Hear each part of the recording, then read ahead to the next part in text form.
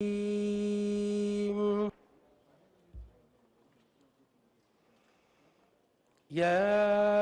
أيها الذين آمنوا اتقوا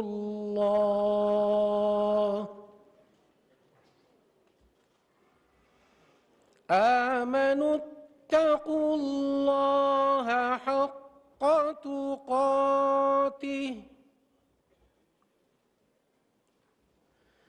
ولا تموتن إلا وأنتم مسلمون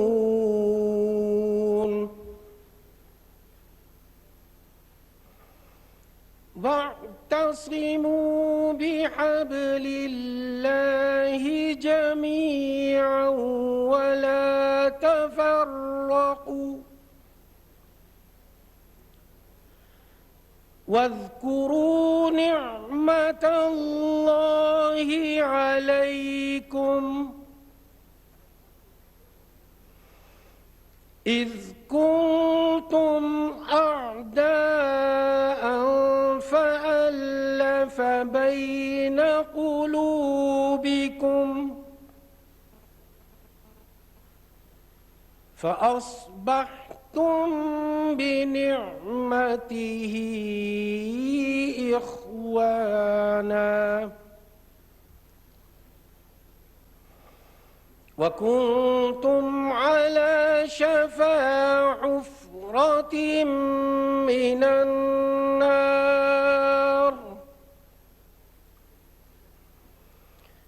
النار فأنقذكم منها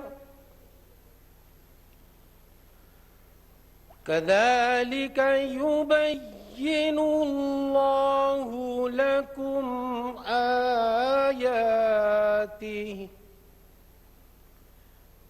لكم آياته لعلكم تهتدون صدق الله العظيم.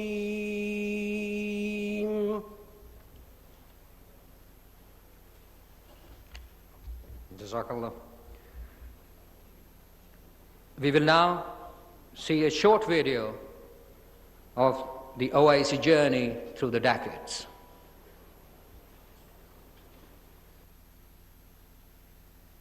OIC has played a key role in providing humanitarian assistance across the Muslim world through its subsidiary bodies.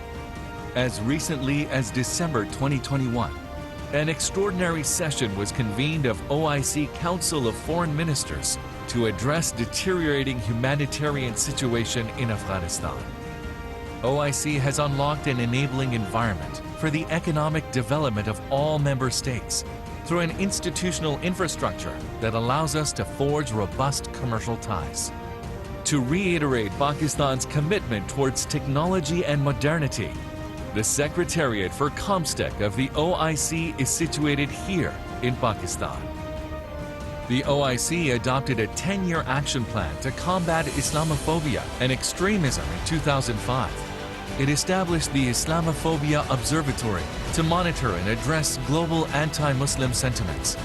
At the 47th session of OIC Council of Foreign Ministers in Niger in 2020, March 15th was unanimously adopted as the International Day to Combat Islamophobia through a resolution tabled by Pakistan. Pakistan led the OIC initiative to secure adoption of a landmark resolution by the United Nations General Assembly to designate 15th March as the International Day to Combat Islamophobia. This resolution was adopted with the unanimous approval of UNGA on 15th March 2022. Being a strong proponent of human rights, the OIC established the Independent Permanent Human Rights Commission, IPHRC, in 2011. This commission focuses on the rights of women and children while advocating the right to education and development, with a special emphasis on human rights education. Its goal is to counter Islamophobia, and draw global attention to the rights of Muslim minorities. The human rights situation in Palestine is one of its serious concerns. The 8th OIC Ministerial Conference on Women adopted an important resolution on the protection and empowerment of women. Pakistan is one of the founding members of the OIC and has played an active role in the organization since its inception. Pakistan has a proud history of hosting major OIC events, including summits and Council of Foreign Ministers (CFM) meetings. Pakistan's primary focus is on unity, brotherhood, and prosperity of the Muslim Ummah. Pakistan is proud to host the 48th session of the OIC CFM in partnering for unity, justice, and development. We welcome you all to Pakistan. Allahu Akbar.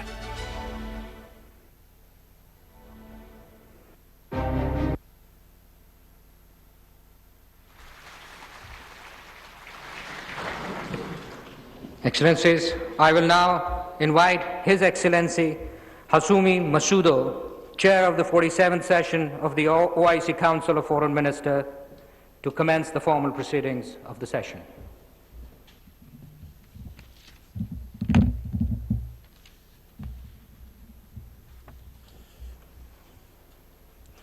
Bismillahirrahmanirrahim. Que la paix et la bénédiction d'Allah soient sur les plus nobles de tous les messagers, le prophète Mohammed, ainsi que sa famille et ses honorables compagnons. Excellences, honorables participants, Assalamu alaikum wa rahmatullahi wa barakatuh. Avec l'aide d'Allah, nous déclarons With the assistance of God, we declare open the 48th session of the Council of Foreign Ministers of the Organisation of Islamic Cooperation.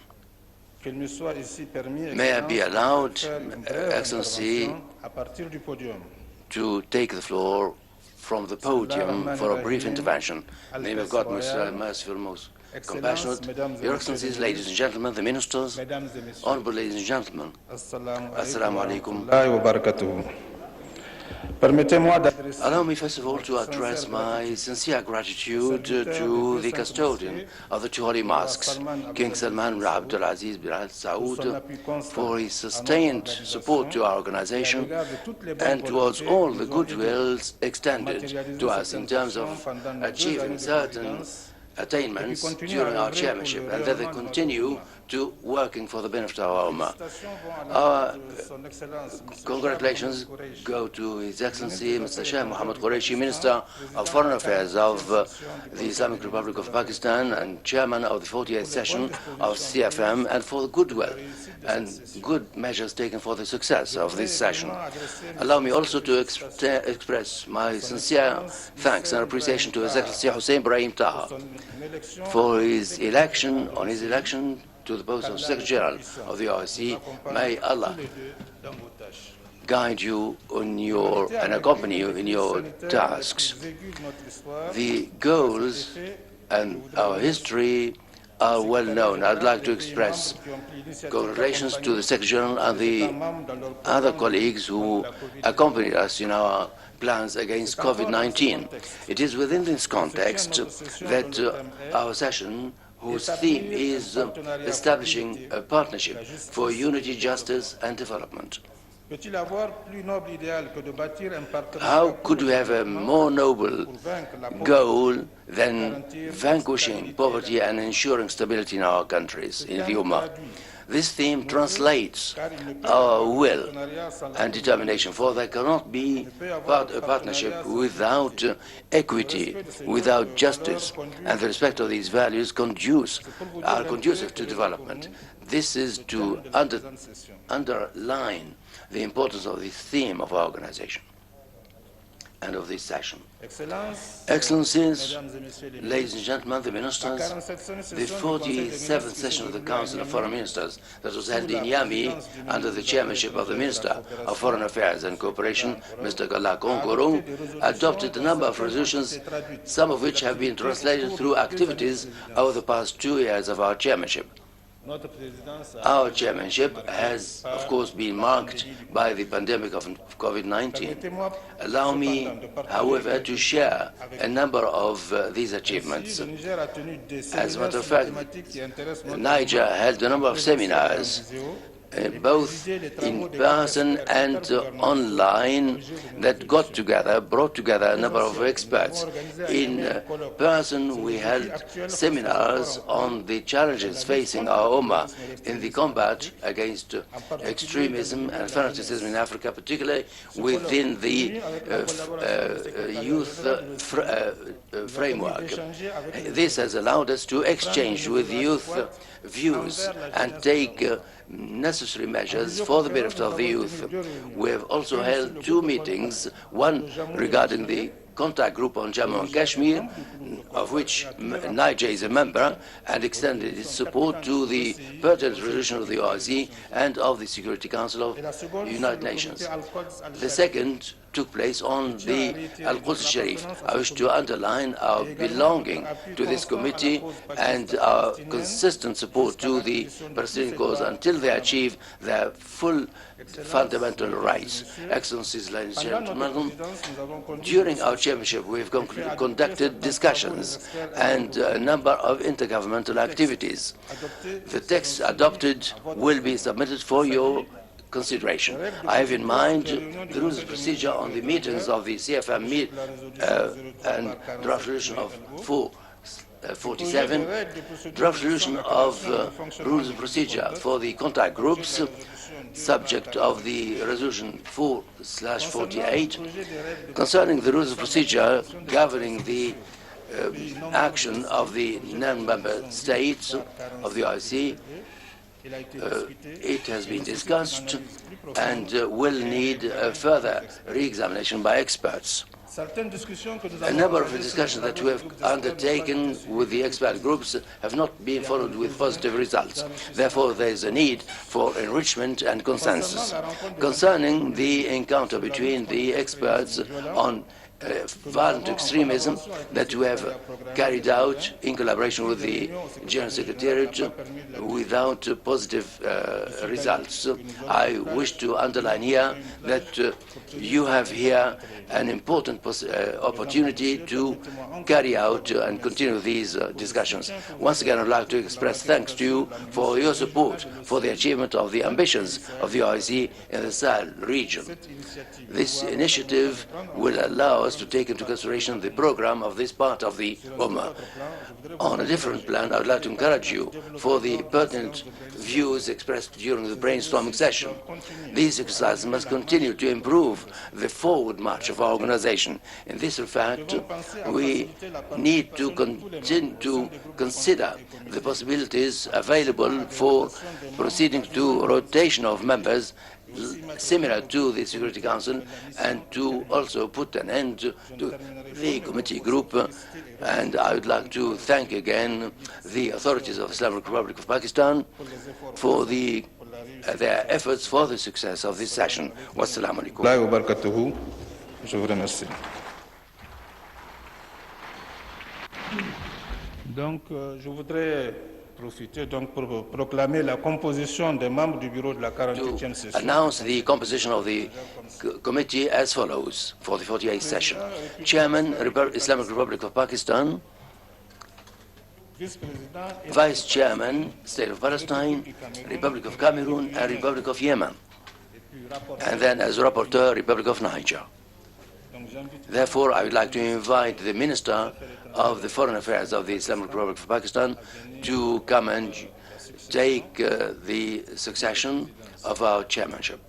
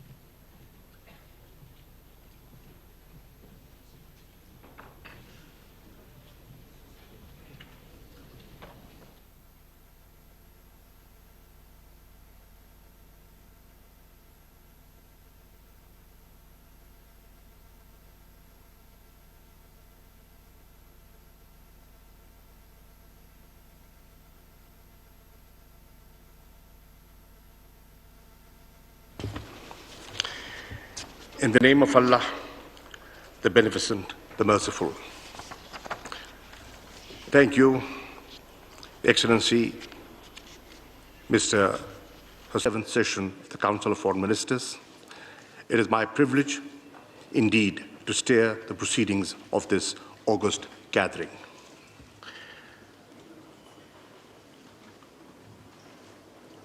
I will now, as the Chair, invite I think I have to make the opening statement first. I will now, with your permission, Excellencies, make the opening statement.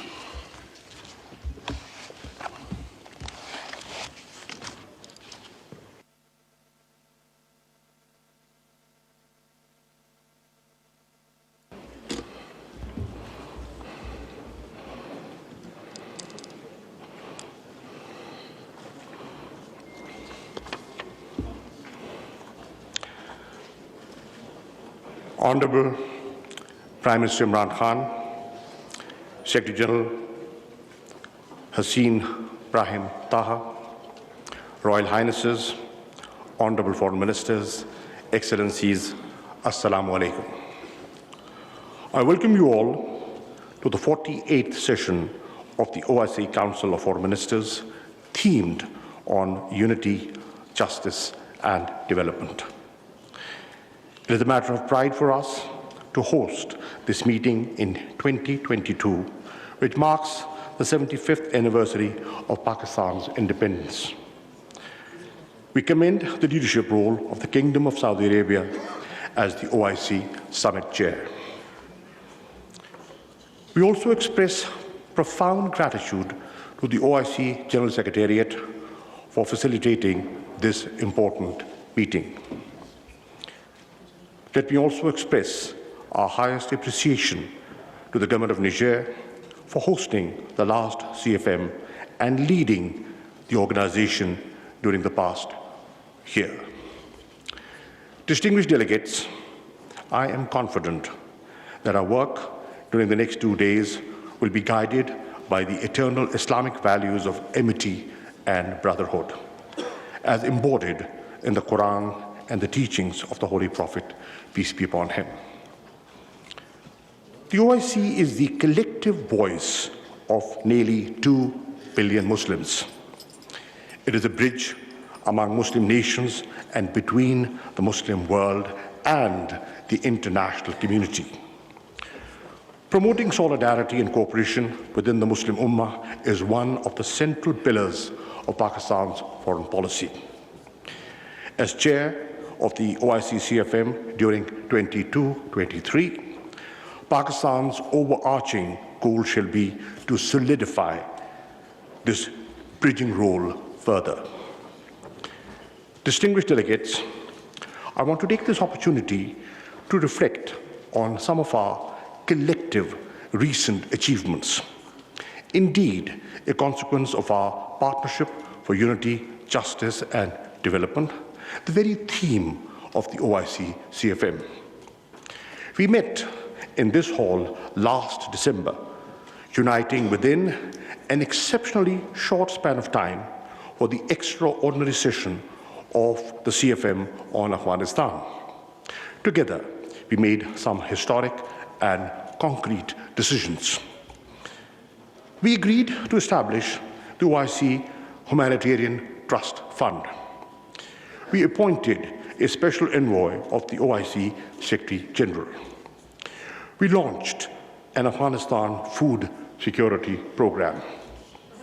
We strengthened OIC's presence in Afghanistan by reinforcing the OIC mission in Kabul. These actions that we took continue to go a long way with helping our Muslim brothers and sisters in Afghanistan in their greatest time of need. Also, you will recall, at the last OIC CFM in Niamey, we came together to call for an international day to combat Islamophobia. Today, I'm proud to stand before you with the Muslim Ummah welcoming the recent designation of 15th March as the International Day to Combat Islamophobia by the UN General Assembly. The International Day to Combat Islamophobia was designated such owing to our unity as the OIC. Pakistan is gratified to have played its role in garnering consensus on this important issue. Through the observance of this day, the OIC will enhance greater global awareness of Islamophobia and advance solutions through collective action. Further, while recounting our achievements, I also want to touch upon the tremendous work being done by our collective platforms. ComStec has been instrumental in enhancing cooperation and coordination in scientific and technological fields, including through partnerships, capacity building, and joint research programs. It is playing a leading role in the implementation of OIC Science and IT Agenda 2026. Pakistan is pleased to host the ComStec headquarters in Islamabad. Since its inception, Islamic Development Bank has to date mobilized $65 billion for investment and development assistance aid. It is one institution which has consistently been rated AAA across all international rating agencies. The Islamic Chamber of Commerce, Industry and Agriculture, based in Karachi, is galvanizing investment, influencing policy, making and undertaking initiatives for development of the private sector. I mention some of these achievements to you all here today, not to blow our own trumpets, but rather for these to serve as a blueprint for constructive and tangible action and as an impetus for collective action moving forward. Distinguished delegates, we are witnessing unprecedented turbulence at the global level. Conflict in Ukraine, which has rekindled East-West tensions, threatens international peace and security. A new and destabilizing global arms race is underway. Conflicts among and within nations have proliferated. Political and military blocs are vying for more power at the cost of global equilibrium. World trade and growth are declining under the weight of technology wars. Inequality has become a defining feature of our times. The COVID-19 pandemic has increased inequalities through greater debt burdens, fiscal deficits, and liquidity crunch. Rising commodity prices will further accentuate inequalities, erode development gains, and hinder progress towards sustainable development goals. Climate change is accelerating and making parts of our Earth inhospitable and warmer than ever. The Muslim world is faced with conflicts in the Middle East, prolonged foreign occupation, and the denial of the right to self-determination, most notably to the people of Palestine and Kashmir. The Muslim world's resentment is increasing due to frequent external interventions in Muslim countries.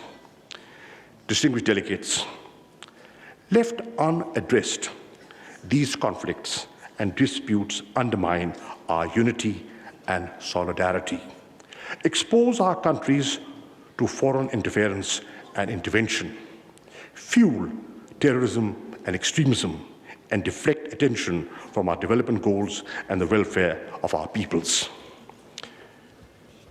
To help forge a collective response and under the theme of partnering for unity, justice, and development, I would like to focus on three specific challenges.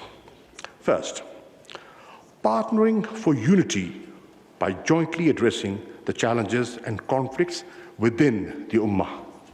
Second, uniting for justice, for the rights of Muslims under occupation and conflicts with countries beyond our ummah. This should also include the urgency of addressing the pervasive Islamophobia facing Muslims in non-Muslim majority countries. Third, partnering for development by effectively addressing the triple global crisis of COVID-19, development, and climate change. Distinguished delegates, the Holy Quran says to the believers, "Hold fast, all of you, to the cord of Allah and be not divided." In this era of global turmoil, the situation of Muslims in many parts of the world is heart-wrenching. Currently, more than 60% of all conflicts in the world exist in Muslim countries. From Yemen to Syria to the Sahel, the range of conflicts in the Muslim world and their intensity is palpable. These are festering wounds on the body politic of Islam. More than 2/3 of all refugees worldwide come from just 5 countries: Syria, Afghanistan, South Sudan, Myanmar, and Somalia. Above all, the Muslim countries are hosting the largest number of refugees. While we must work to prevent outside interference in the Muslim world, we alone can find solutions to internal fissures and challenges. The key to ending these conflicts and disputes is comprehensive engagement and cooperation among the Islamic countries. Ladies and gentlemen, the Islamic world is endowed with both natural and human resources that are unmatchable. We are home to over 1/4 of the world's entire youth. This unparalleled youth bulge is yearning for opportunities and progress. It is a harbinger of innovation, industry, and growth. Prime Minister Imran Khan has declared the year 2022 as investment in the youth. Building on this potential, it is time for the Ummah to forge a collective response to the current turmoil inside its borders and the ongoing global transition. We must be a reliable partner in forging unity, justice, and development across the globe, but not anyone's accomplice in aggression or domination. To this end, I propose convening an OIC Ministerial Conference during 22-23. This conference, among others, could assess the need for establishing a peace and security architecture akin to all other regional organizations. This conference should also discuss how the OIC can and must strengthen itself by developing and deploying tools for conflict prevention, mediation, reconciliation, and peace building. Excellencies, ladies and gentlemen, partnering for justice is an injunction from the Quran. Allah enjoins Muslims to be upholders of justice, witnesses for Allah. The vision behind the OIC creation was to raise the united voice of the Islamic Ummah against the injustices perpetrated against Palestinian Muslims under occupation. But even 50 years of the OIC establishment, after 50 years of the OIC establishment, we are far from seeing justice for Muslims in many parts of the world. The Muslims of Palestine and the Indian illegally occupied Jammu and Kashmir are still reeling under subjugation. For the last 7 decades, they have struggled to achieve their inalienable right to self-determination. Under the relevant United Nations resolutions, a permanent solution to the Palestinian question with the pre-1967 borders and Al-Quds al-Sharif as the capital of a viable, independent, and contiguous Palestinian state is essential. Similarly, Kashmir continues to bleed. The threat of genocide is most imminent in the Indian illegally occupied Jammu and Kashmir. The RSS BJP Hindutva-inspired government in India has unleashed a reign of terror by an occupation force of 900,000 in IIOJK since the 5th of August 2019. Akin to the situation in Palestine, this is accompanied by illegal efforts to change the demographic structure of the occupied territory and transform it into a Muslim minority region. This is a clear violation of international law, particularly the Fourth Geneva Convention. Indian actions violate the resolutions of the UN Security Council and the OIC on Jammu and Kashmir. The illegal acts increased the threat of a conflict between India and Pakistan. Kashmiris are looking towards their Muslim brothers and sisters for support. India's violence against Muslims is not limited to IIOJK. Civil society organizations and independent observers have warned that Muslims in Hindutva-controlled India are also living under the threat of genocide. Our Holy Prophet, peace be upon him, said that believers are just like one body. When one of the limbs suffers, the whole body responds to it with wakefulness and fever. It is incumbent to resolve these challenges by partnering with the international community as well. Beyond adopting resolutions, we must take concrete and tangible steps towards permanent solutions. A similar resolve and unity is needed in countering the ideologies of hate, such as Islamophobia and right-wing racism. Repeated incidents of desecration of the Holy Quran and reprinting of caricatures have seriously hurt the sentiments of Muslims across the world. They also cause great anguish within the Islamic world. While we welcome the recent designation of 15th of March as the International Day to Combat Islamophobia by the UN General Assembly, we believe the appointment of the OIC Secretary General's Special Envoy on Islamophobia during this CFM would be a concrete step in coordinating such collective action. It should be our shared objective to ensure that deliberate insults and defamation of all religions, including Islam, should also be criminalized, and we must be united to achieve this. I propose that the Secretary General OIC develop a comprehensive report on the theme of partnering for justice and present recommendations to the next OIC CFM on how the OIC, through proactive and innovative diplomacy, could strengthen its role in securing justice for the long oppressed Muslims facing hateful ideologies and occupation. Distinguished delegates, to forge partnerships for development, the OIC countries must mobilize international support for a comprehensive strategy that should include: 1, vaccine equity. Everyone, everywhere, must be vaccinated against COVID-19. 2, increased development financing.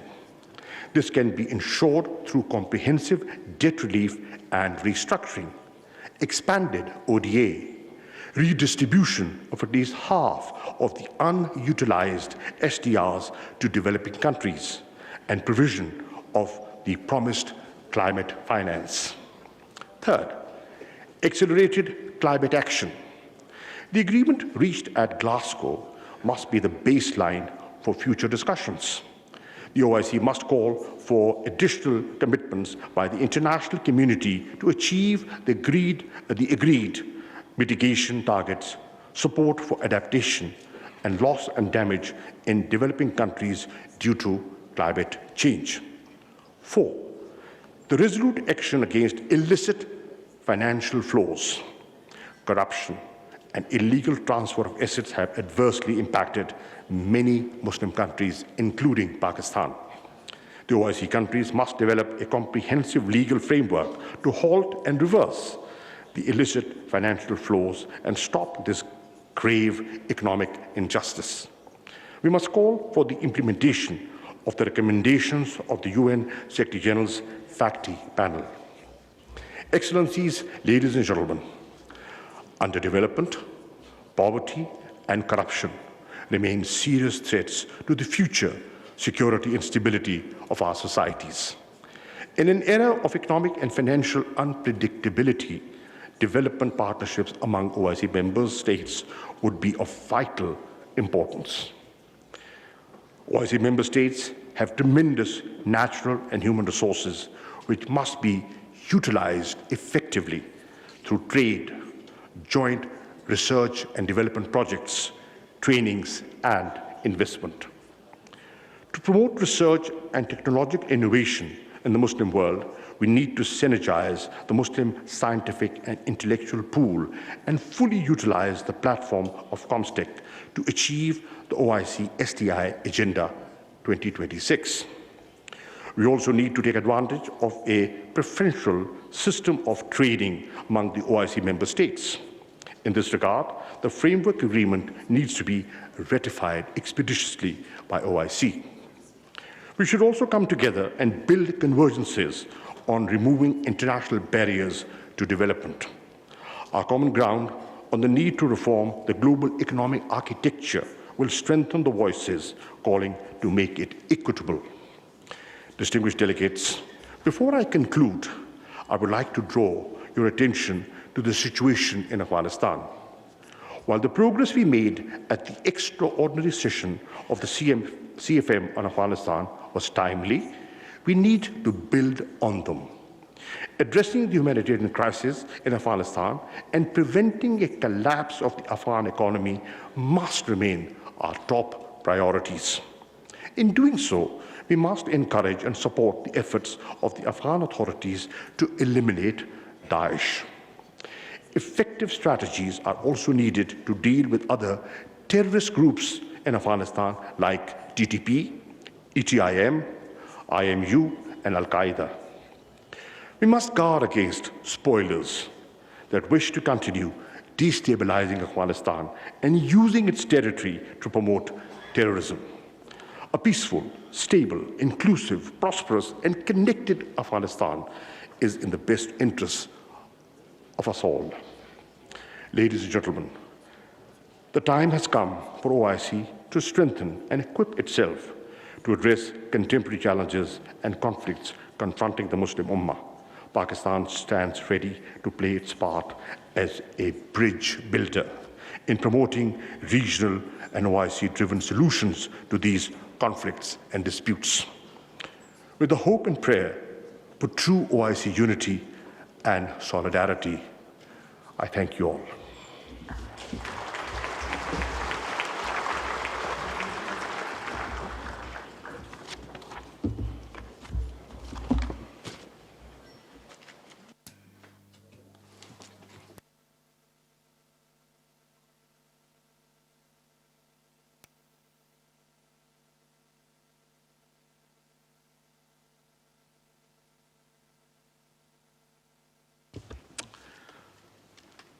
I now invite His Royal Highness Prince Faisal bin Farhan Al Saud, Foreign Minister of the Kingdom of Saudi Arabia, for his speech. He will speak on behalf of the OIC Summit Chair.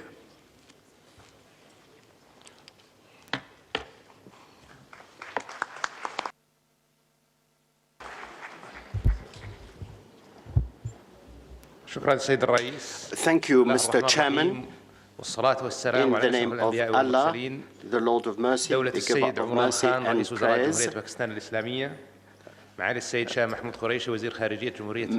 His Excellency Maktoum Shah Mehmood Qureshi, Foreign Minister of the Islamic Republic of Pakistan, the Secretary General of the OIC, dear participants.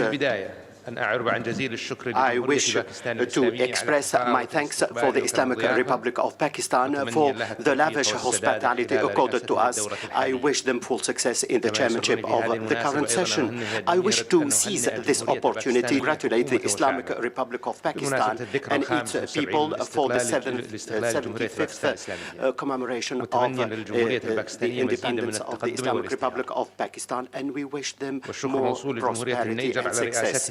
I wish to extend my thanks to the Republic of Niger for its chairmanship of the 48th session of the Council of Foreign Ministers in spite of COVID-19, and I congratulate them for the achievements made by the Islamic Republic of Pakistan in adopting a day to fight against Islamophobia. There are also more efforts made to achieve greater success in the Islamic Ummah. I wish to extend my thanks to the people working in the OIC Secretariat under the leadership of the Secretary General for the sound organization of this meeting. I congratulate them on the continued effort to achieve the noble goals of this organization. The Kingdom of Saudi Arabia believes in the role of the OIC in consolidating Islamic solidarity and in protecting common interests to preserve the noble, lofty values of Islam. This will lead to greater cooperation and understanding on the basis of mutual respect among all cultures and religions. Excellencies, ladies and gentlemen, the Kingdom of Saudi Arabia has clear values in consolidating Islamic cooperation and brotherhood among member states with a view to enforcing coordination to face the common challenges. And there was the meeting on Afghanistan in December 2020, and this was a successful meeting which led to the establishment of the Humanitarian Trust Fund under the IDB. Khatib was appointed as a representative of this fund. The Kingdom reiterates the importance of the role of Islamic countries to achieve peace and security in Afghanistan.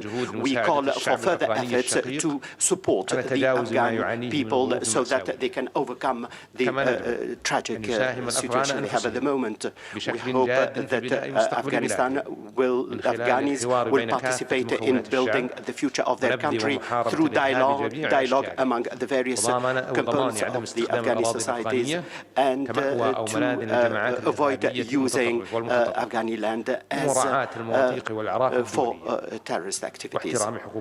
We also call for the respect of human rights and the rights of women to work and study on the basis of our values.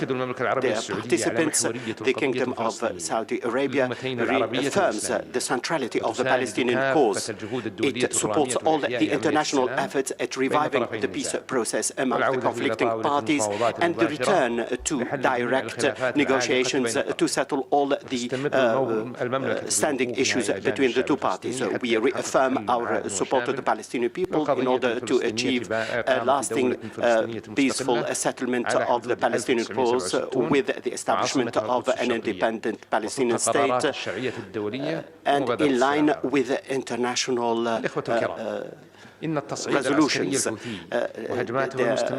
Ladies and gentlemen, the continued escalation by the Houthi group reflects the rejection of political settlement. The Kingdom of Saudi Arabia calls for the implementation of the UN resolutions to neutralize the negative impact of Houthi groups and to stop importing arms in Yemen. This is serious threat to the region.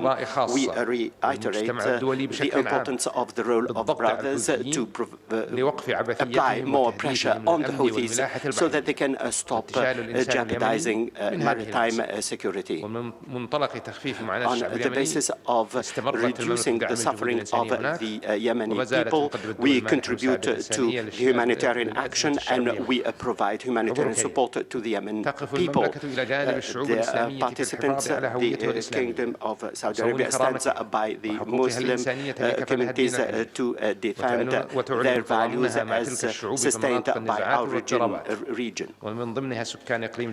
We also provide support to the people of Jammu Kashmir.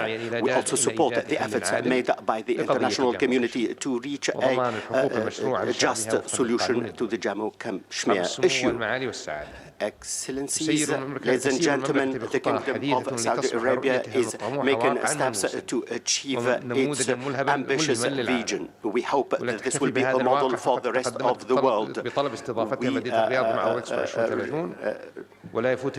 I would like to seize this opportunity to extend my thanks who have accepted to support the event in our country, and this will promote our values. We reiterate our support for the efforts made by this organization. We believe that this is the second international organization. It represents the third population of the world. We hope that this meeting will lead to success and will achieve more prosperity for our people. I thank you very much for your attention.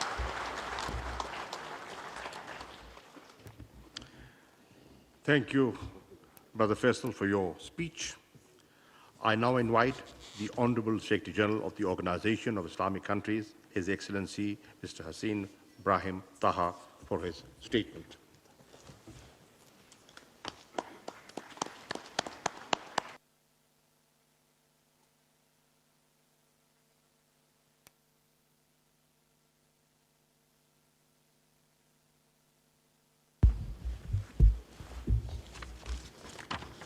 بسم الله الرحمن الرحيم.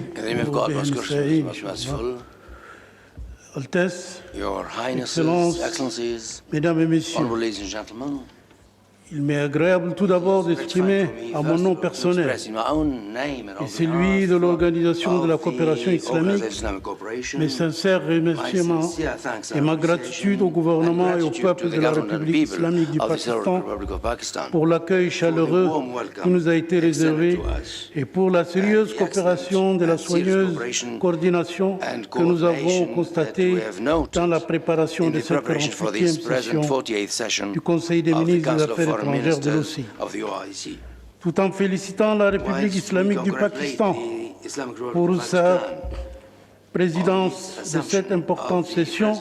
Je tiens à vous témoigner ma reconnaissance pour son engagement résolu en faveur de l'Organisation de la coopération islamique et pour ses rapports précieux dans le renforcement de l'action islamique commune, ce qui ne manquera pas de garantir le succès de la présente session. C'est pour nous un réel motif de satisfaction de voir cette 48e session coïncider avec la célébration du 75e anniversaire de l'indépendance de la République islamique du Pakistan, tout en lui adressant nos meilleurs vœux. Nous partageons ces célébrations et la félicitons pour les réalisations de son peuple et pour les défis remportés à la faveur d'une forte volonté et d'une détermination sans faille. Nous lui souhaitons progrès et prospérité continue. Je voudrais également saluer la République du Niger pour les efforts ô combien louables déployés tout au long de son mandat à la présidence de la 47e session du Conseil des ministres des Affaires étrangères de l'OCI, dans une conjoncture difficile, marquée par la pandémie de la Covid-19, un mandat couronné d'un franc succès et qui a donné un nouvel élan à l'action islamique commune. Je ne saurais omettre en cette circonstance de rendre un vibrant hommage au Royaume d'Arabie Saoudite, pays du siège et président de la 14e conférence islamique au sommet, pour son soutien permanent aux activités de l'organisation et au travail du secrétariat général sous la généreuse sollicitude du serviteur de 200 mosquées, le roi Salman bin Abdelaziz Al Saoud, et de son Altesse royale, le prince Mohammed bin Salman, son prince héritier et vice-premier ministre, puisse Allah le préserver. Altesse, Excellences, Mesdames et Messieurs, qu'il me soit permis de vous retirer, ainsi qu'à vos gouvernements, mes remerciements et ma gratitude pour le soutien que vous m'avez apporté en assumant les fonctions de secrétaire général de notre prestigieuse organisation, et de vous rassurer de mon engagement résolu à œuvrer dans le respect des dispositions de la charte de notre organisation, à défendre les causes de la Oumma islamique et à me conformer aux décisions des résolutions adoptées par le sommet islamique et le Conseil des ministres des Affaires étrangères. Altesse, Excellences, Mesdames et Messieurs, je voudrais souhaiter la bienvenue aux distingués représentants des États de l'organisation internationale et régionale, partenaires de l'Organisation de coopération islamique. Leur présence témoigne de l'intérêt qu'ils accèdent au rôle de notre organisation dans la contribution à la paix, à la sécurité et au développement dans le monde. L'OCI se félicite du dialogue et des liens de coopération qu'elle entretient avec eux. Altesse, Excellences, Mesdames et Messieurs, notre présente session se tient sous le thème des partenariats pour l'unité, la justice et le développement. Un thème qui vient à point nommé refléter les aspirations de nos populations et leurs attentes vis-à-vis de l'Organisation de coopération islamique en cette conjoncture délicate dans laquelle la Oumma islamique se trouve confrontée à moult défis politiques, sécuritaires et de développement. Aujourd'hui, la cause palestinienne, question centrale pour l'organisation, continue de se heurter à des défis dangereux, dont tout particulièrement la persistance des politiques d'occupation israélienne fondées sur la colonisation, la judaïsation de la ville de Quds et l'agression contre les lieux sacrés, en particulier la mosquée d'Al-Aqsa. Outre la poursuite de meurtres, de confiscation de terres, de la démolition des maisons, des arrestations arbitraires, de la discrimination raciale, de l'apartheid et du nettoyage ethnique à l'encontre du peuple palestinien, qui constitue dans leur ensemble une violation flagrante des législations, conventions et résolutions internationales pertinentes.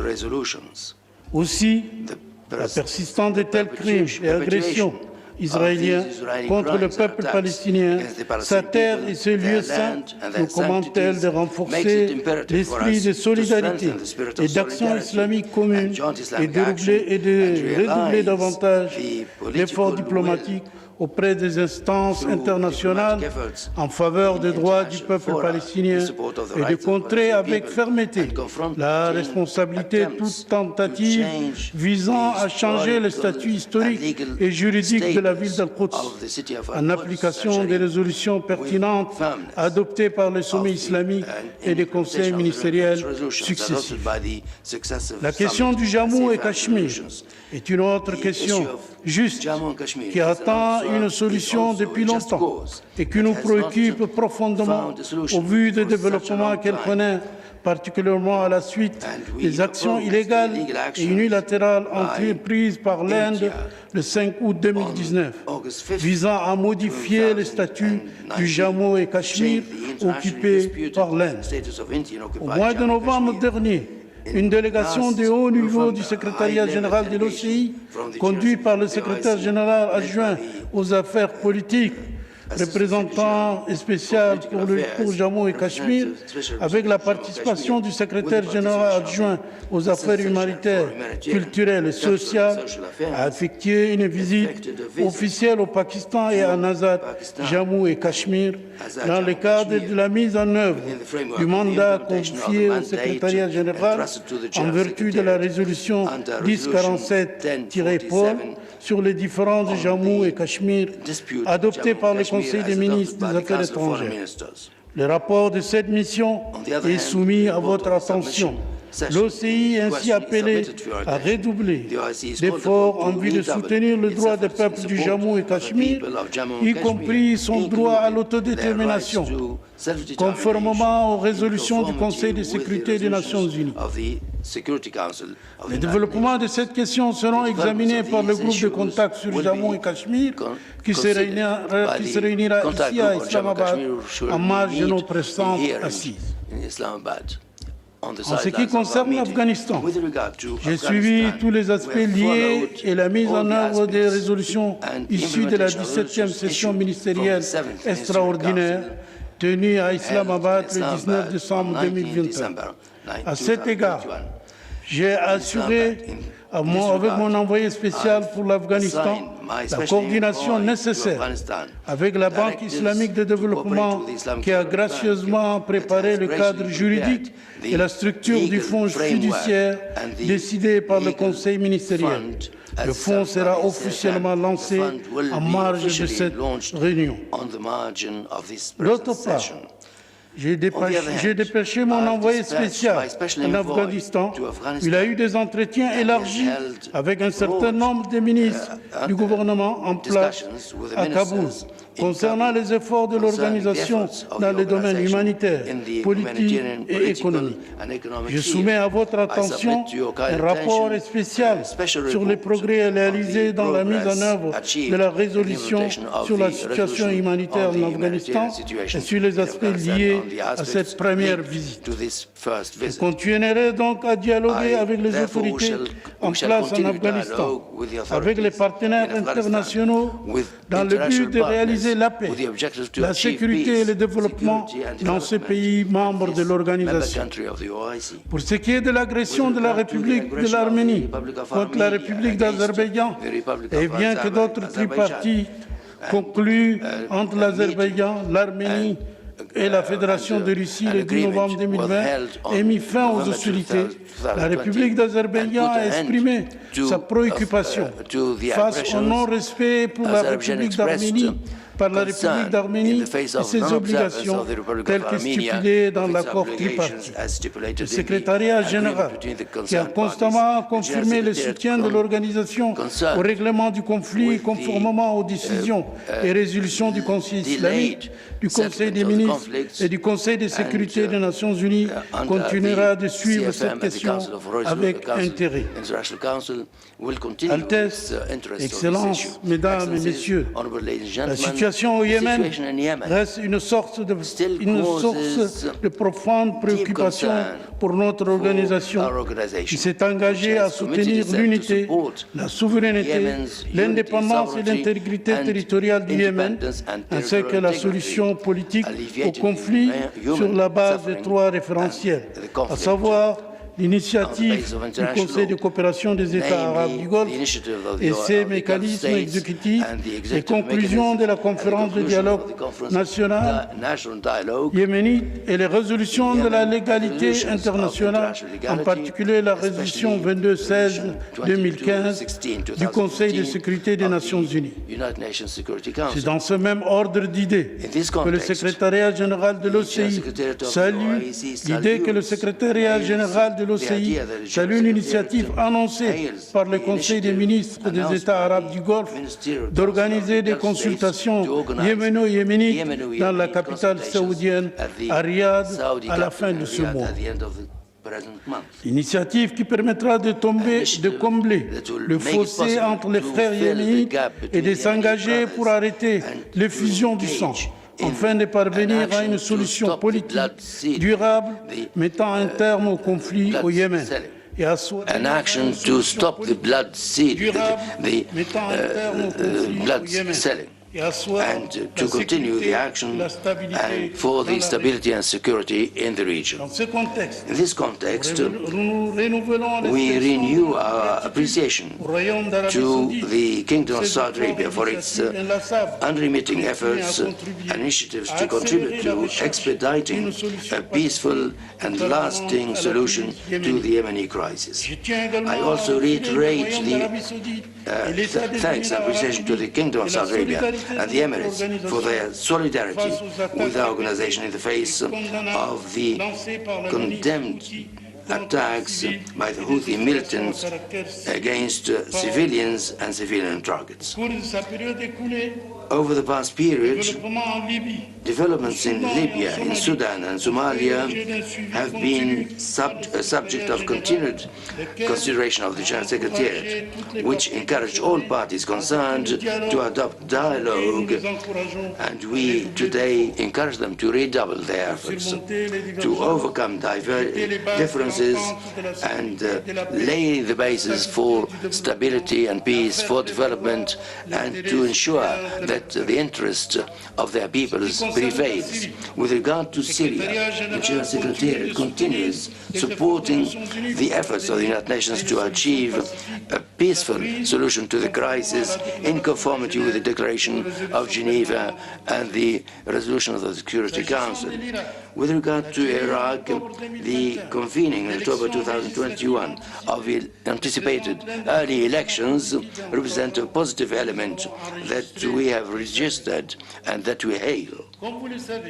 As you all know, the political and security challenges and developments faced by the Sahel countries, Burkina Faso, Mali and Niger, and the Lake Chad Basin, Cameroon, Chad, Niger and Nigeria, as well as Central Republic of Africa, Mozambique and Guinea, reflects an important interest for the OIC. We underline the need to increase efforts to achieve peace and stability in these regions, and we call on the member states and the OIC institutions, as well as international partners, to help these regions to face up to the challenges confronting them.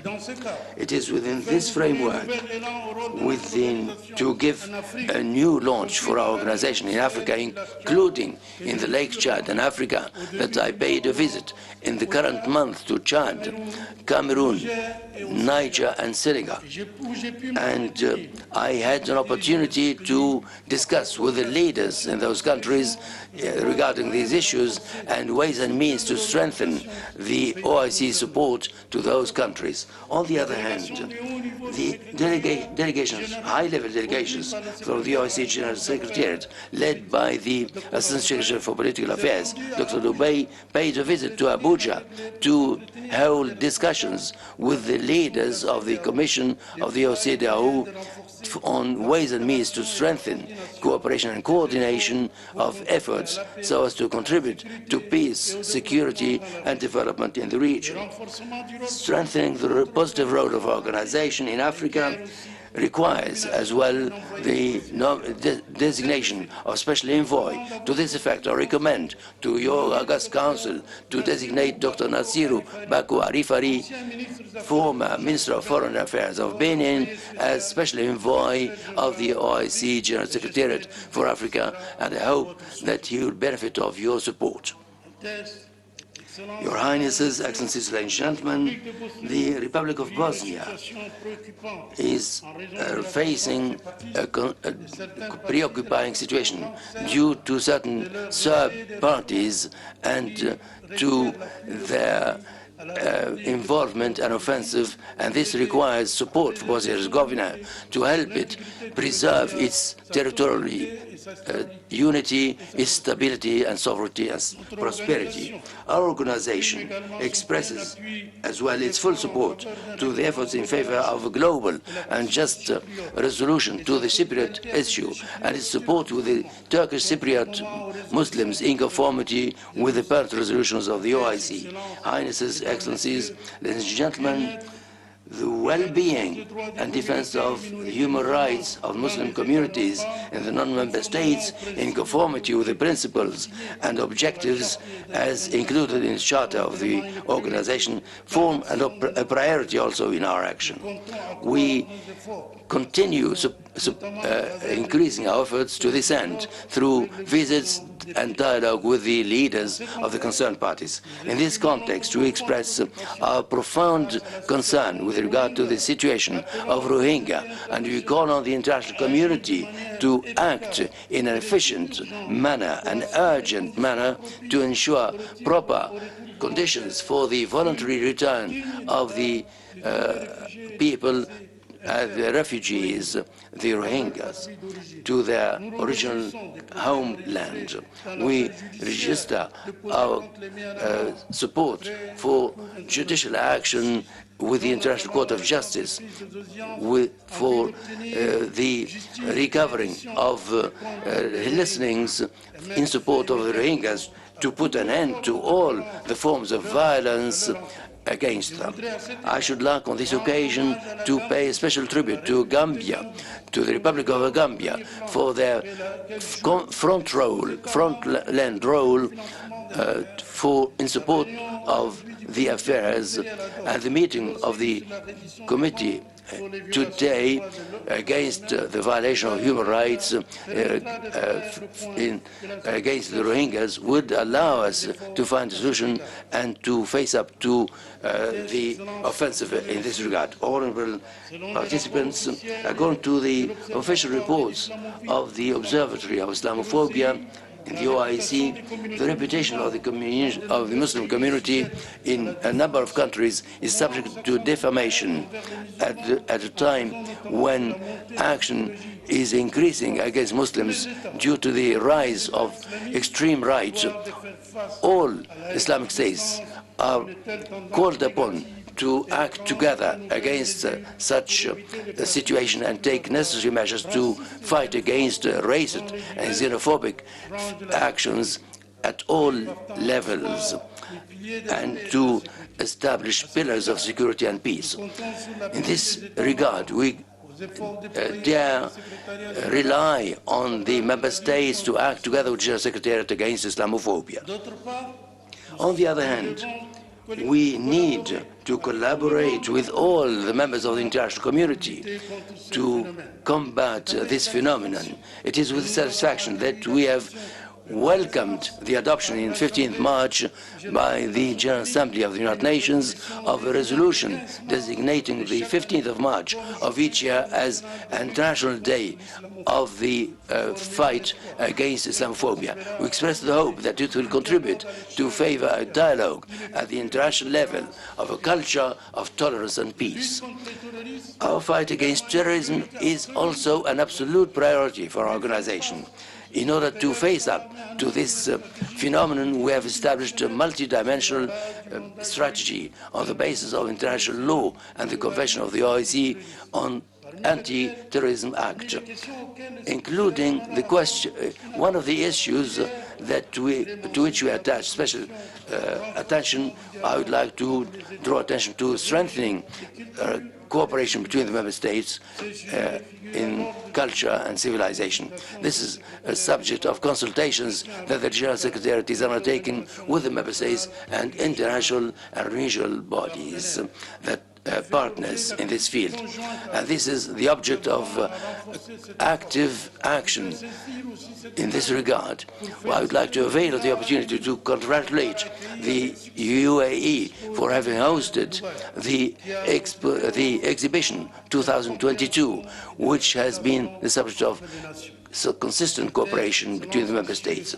Your Highnesses, Excellencies, ladies and gentlemen, in the field of social development and protection of values and regarding the institution of marriage and family, the General Secretariat is getting ready to convene other meetings of experts to achieve the discussion of the project of Convention of the OIC on the rights of children in Islam, a project that was elaborated with the Permanent Commission and Independent Commission of Human Rights.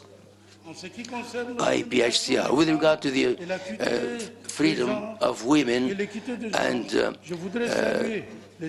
empowering women, I would like to hail the Republic of the Arab Republic of Egypt, the host country of the Organization for the Right of Women, for having allocated a special building to headquarter to host the organization. At the level of the capacity building of youth, I would like to pay special tribute to the Kingdom of Saudi Arabia for having decided to welcome and host the 5th session of the Islamic Conference of Ministers of Youth and Sports that was regrettably delayed due to the COVID-19.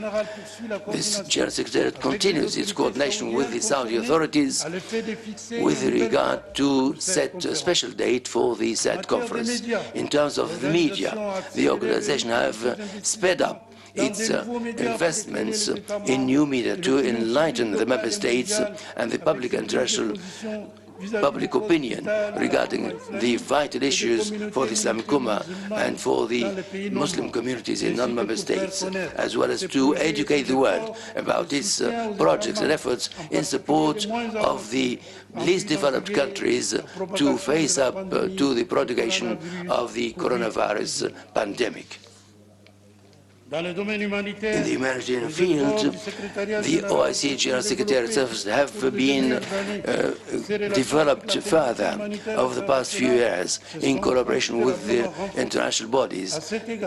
In this regard, I would like to thank all the member states and institutions of the OIC that have contributed to supporting humanitarian action of our organization, particularly the Islamic Solidarity Fund and the humanitarian partners, for most of which I would like to quote the King Salman Center for Humanitarian Action. The General Secretariat has put in enormous efforts to help the member states, the least developed countries, to face up to the pandemic of the coronavirus, to adopt and adopted multiple initiatives in this regard, including the opening of a special fund for the reception of accounts of contributions in support of the World Health Organization. In this regard, the Kingdom of Saudi Arabia has made a 20 million real donation in support of this fund for the acquisition of vaccines in coordination with the Salman Center for Humanitarian Action. I wish to avail of the occasion to launch an appeal to the member states to contribute further to this account to finance the purchase of vaccines for the benefit of the least developed countries in the OIC. Your Highnesses, Excellencies, ladies and gentlemen, 2 years have passed by, and we have not yet been able to get out of the COVID pandemic. Due to this pandemic, measures taken during this period, our countries have faced economic difficulties and a drop of exportations of tourist activities. Based on this fact, the post-corona action occupies a special place in our action. In this regard, our organization has paid particular action for the implementation of these programs and economic projects in agriculture, in rural development, food security, employment and protection, social protection, and strengthening exchanges in trade and encouragement of investment in order to ensure the realization of the objectives as announced in our action program OIC 2025. Bearing in mind the importance of cooperation in the economic and trade fields between the member states and within the framework of the implementation of the resolutions issued by your Council to organize a forum on investment in Africa, I've accorded particular attention to this issue, and I'm about to finalize the details of which I will inform you in due time. I'm happy to inform you also that the 8th session of the Islamic Conference of the OIC on food security and agricultural development held in Istanbul in Republic of Turkey on 25th-27th October 2021 has given a new impetus to cooperation in the sector. The ministers have adopted 3 programs of the OIC for agricultural development strategies such as food stocks and rice and other products. Within the same framework, the OIC Tourist Conference and Labour Conference that will be held this year, respectively in Azerbaijan and the UAE, will allow the member states of our organization to take stock of the current situation in this particular sector and to elaborate a common strategy such as to enable us to face up to the challenges and alleviate the adverse effects of the coronavirus on the sectors of tourism and labor. Excellencies, Highnesses, the OIC has intensified its action in favor of strengthening cooperation between the member states in order to ensure the progress of its agenda in the field of science, technology, higher education, health, water and environment as fundamental pillars of the strategy of the OIC for the eradication of poverty,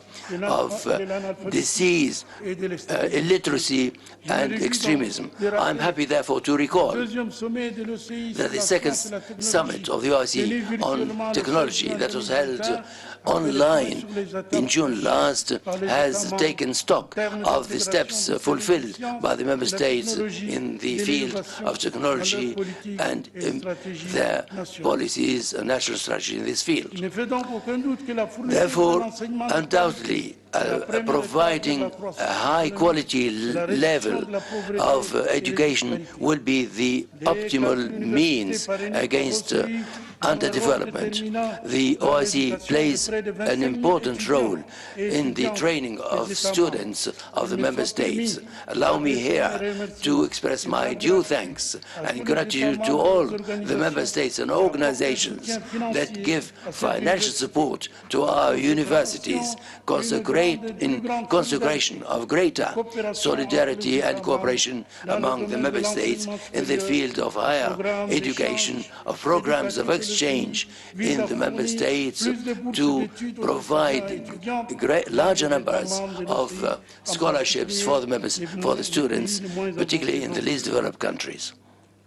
In the field of health, the General Secretariat, in collaboration with the competent, relevant organizations of the OIC, has adopted a traditionally well-approved approach to help the member states face up to the adverse effects of the COVID-19 with the help of the steering committee on health, of ministers of health, as well as the urgent measures taken by the ministers of foreign affairs. Secondly, an urgent financial support from the member states through the ISF and the group of the development, the IDB, and through action against fallacious media propaganda. Within the framework of legal convention and statutes adopted by the Islamic meetings and the Council of Foreign Ministers, represents the framework such as to allow the organization to fulfill its action in conformity with the agreements signed by the member states. In this regard, I'd like to renew our call to the member states that have not yet signed or ratified the agreements concluded within the framework of the organization, to do so that these mechanisms may be established and become operative. In the forefront of this document, I would like to note the charter of the organization, the statute of the organization for women's development, and the Islamic Organization for Food Security that are already operative, but there still are other important institutions that have not seen their statutes entering into force, such as the Labour Center and the Center for Cooperation and Policy Support. Within the framework of reform of the General Secretariat, a study has been elaborated by the Public Administration Institute in collaboration with the General Secretariat. The study has led to the elaboration of an organigram, a project for the General Secretariat, which are reflected in the annexes of my present report to this August body. The General Secretary, the implementation of the resolution of the OIC Foreign Ministers Conference, has held expert group meetings to elaborate new rules and regulations and to amend certain procedural rules. The General Secretariat has elaborated a draft resolution to govern the work of the contact group, and another one to govern the OIC offices abroad, the members of the committee and the statute and the rules of regulation of the OIC. Your Highnesses, Excellencies, ladies and gentlemen, the applications for observer status and consultative status are increasing day by day, with the increasing number of requests submitted by the General Secretary, received by the General Secretary from non-member states and international organizations and humanitarian organizations. We are gratified of this interest of these members, and I express the hope that I will have your support to find the appropriate formula for the granting of observer and consultative status for the applications where the requests are submitted by parties that meet the conditions in conformity with the mandate submitted to us by the 47th session and the Council of Foreign Ministers. The Program for Action 2025, as adopted by the former Council, constitutes an optimal framework that brings together the objectives and the activities on vital fields for the Member States. Concerted efforts must be put in by all to implement effectively the said program. The program's action must be finalized this year. I invite the Member States to kindly submit to CESRIC as soon as possible the statistical and necessary data to fulfill this important exercise that will enable us to evaluate the progress of the implementation of the action program for achieving the various objectives that I have just enumerated, and to increase the capacity of the organization to face up to the challenges and help us move forward for the implementation of the necessary reforms of our organization and the various organs with the support and commitment of the Member States. We also rely on your financial support to the organization and its various organs so that they may implement and ensure the follow-up of all plans or programs as approved by your Highnesses. We are confident that strengthening the role of the organization will support our common action and consecrate the spirit of solidarity between our Member States. The General Secretary continues its efforts with the competent authorities in the Kingdom of Saudi Arabia for the implementation of rules and procedures of the arrears of certain Member States, for which the government of the Kingdom of Saudi Arabia has taken the initiative to settle their arrears within the OIC, within the framework of this continued assistance to the organization. These arrears represent an obstacle that prevents the organization from fulfilling its duties. These urgent commitments will be covered thanks to these donations, and we call for further support from the Member States and the IDB. I wish to underline that the General Secretariat, within the framework of the implementation of recommendations of the Permanent Finance Committee, will work in consultation with the Chairman of the Permanent Finance Committee and Chairman of the Control Office to implement the rules and regulations and the recommendations, and we are actually looking into all the various items to prepare for the budget in a manner that takes into consideration the opening of the budgetary exercise in January and its closure in December, in conformity with the rules, regulations and procedures of the Permanent Finance Committee, CPR, as well as the rules and procedure of the Finance Control Organ. In this context, the General Secretary will spare no efforts to implement the recommendations of the Finance Control Organ issued by the 42nd session to strengthen transparency of the financial action. I should like to underline a proper and equitable geographical representation in the candidacies for posts. We call for efforts to recruit larger representatives of member states that are underrepresented to ensure an equitable geographical representation within the General Secretariat and subsidiary organs. Your Highnesses, ladies and gentlemen, the world scene is subject to grave developments due to the Russian-Ukrainian crisis.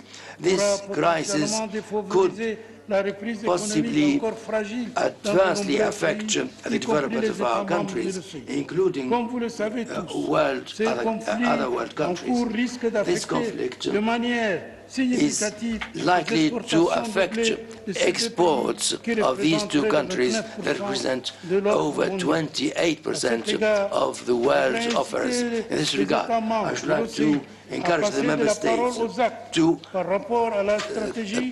go from the mere words to actions regarding the food strategies, food security strategies concerning wheat, rice, in order to ensure proper reserves at national, regional levels, and to ensure an acceptable level of self-sufficiency in the OIC, thus proceeding from the objectives as announced in the Charter of the OIC, and the OIC, particularly the contribution to the efforts for peace and stability. The General Secretariat has urged the concerned parties to work for a peaceful settlement of the Ukrainian crisis and to continue peaceful action in search of political solution that would guarantee lasting peace and security and preserve the security of populations. In conclusion, allow me to note that my address today to this August Council are only a summary of the efforts put in by the General Secretary of the OIC in the execution of the mission assigned to it, but further documentation, including my report on the activities of the organization, is submitted for your attention, and you will agree with me that the challenges are multiple, and I'm convinced and confident that together we shall be able to contribute to face up to these challenges. May Allah Almighty guide our steps towards the achievement of our objectives, for which we are working for the benefit of the Islamic Ummah and for achievement of the aspirations of peace, unity, justice and development in our member states and worldwide.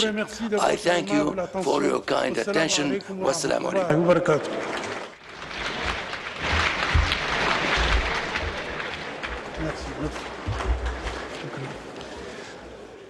Thank you, Mr. Secretary General, for your valuable remarks.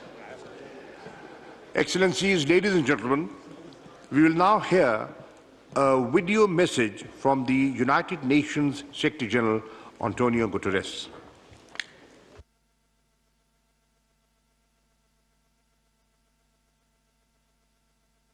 Excellencies, as you gather in Pakistan, I am pleased to send my greetings to the meeting of the Organisation of Islamic Cooperation Council of Foreign Ministers. The United Nations, the OIC, enjoy a close, decades-long relationship rooted in trust and based on the shared belief in the values of multilateral cooperation, dialogue and solidarity. Across Asia, the Middle East, Africa and beyond, our two organizations have worked together to nurture a culture of peace, tolerance and understanding. In recent years, we have successfully deepened our collaboration on key areas of mutual concern, including mediation, countering terrorism, preventing violent extremism, combating anti-Muslim hatred and promoting religious tolerance. Today, the imperative to join forces, devise common strategies and draw on our competitive advantages is more urgent than ever. In my recent report on our common agenda, I have offered proposals guided by the beacon of the Charter to update global governance, better manage risks and threats, and build a safer, more resilient and inclusive world set out in the 2030 Agenda for Sustainable Development. Challenges abound, from the war in Ukraine and its global ramifications to growing inequalities and proliferating assaults on human rights. Developing countries, in particular, face crises on so many fronts. Vast inequity is blocking recovery, poverty is deepening, and countries are paralyzed by debt and liquidity issues. We must reform a morally bankrupt global financial system, and we must make sure that all countries have the resources they need to recover from the pandemic, build resilience against climate shocks, and support the Sustainable Development Goals. Only together, in unity, with partners at all levels, can we confront shared challenges and create a better future for all.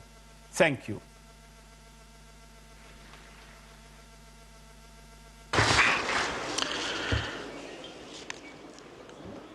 I now request His Excellency Mr. Muhtar Tilburdi, Deputy Prime Minister and Foreign Minister of the Republic of Kazakhstan, to deliver a statement. He will be speaking on behalf of the Asia Group of the OIC member states.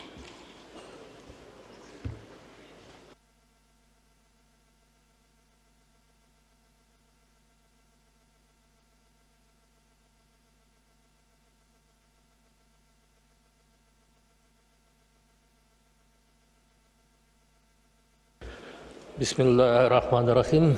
Honorable Minister Imran Khan, the Prime Minister of the Islamic Republic of Pakistan, distinguished Mr. Shah Qureshi, the Minister of Foreign Affairs of the Islamic Republic of Pakistan, distinguished Mr. Hussein Ibrahim Taha, Secretary General of OIC, Your Highnesses, Your Excellencies, ladies and gentlemen. Assalamu alaikum wa rahmatullahi wa barakatuh. First of all, on behalf of the Asian Group of the Organisation of Islamic Cooperation and on behalf of the delegation of Kazakhstan, allow me to express appreciation to the government of Pakistan for the cordial hospitality and excellent arrangement of today's OIC ministerial meeting, titled Partnership for Unity, Justice and Development. I would like to express special gratitude to the OIC General Secretariat for the preparation of this meeting. I also would like to congratulate the Republic of Niger on the successful completion of chairmanship of the 47th session of the OIC Council of Foreign Ministers. I wish all participants of this meeting a productive work for the prosperity of our Ummah. Dear colleagues, today on global scale, the world is going through a challenging period and undergoing significant changes. Military conflicts, confrontation between the West and the East, the Ukrainian crisis, the consequences of the pandemic, religious intolerance, instability in the financial and commodity markets, all of these have a negative impact on the performance of the global economy and security. We observe the continuation of such trends as multipolarity, economic globalization, informational advancement of society, multiculturalism, and transformation of the system of global governance and world order. The connectivity and interdependence of states is increasing, and we see growing trends of redistribution of the global balance of forces and increasing demand of global community for leadership related to the interest of peaceful and progressive development. Meanwhile, the situation with global and regional security is becoming more and more complicated with each passing day. Challenges and threats are running rampant. The hybrid confrontation is expanding and fake news has become widespread, inciting ethnic, racial and religious discord, thus even further exacerbating the regional conflicts. These are followed by entrenching traditions of unilateral approaches to addressing international issues, that is, through the use of force. Such development contributes to growing practices of interference in the internal affairs of other states, infringing on the rights of sovereign advancement and simultaneously regional international cooperation. This ultimately hinders the progress of humankind and destroys trust as the foundation of stable peace. All these risks and threats are relevant for the Islamic world as well. Today, more than ever, the countries of the Islamic world and the OIC member states need unity and must defend their interests and position to preserve common values and provide all possible support and necessary assistance. And I believe that the subject of today's summit highlights the importance of this idea. Nowadays, Kazakhstan is creating a concept of new Kazakhstan. Recently, President Tokayev announced the large-scale and meaningful reforms which cover almost all areas of life of the country. They include initiatives aimed at political liberalization, plurality and openness.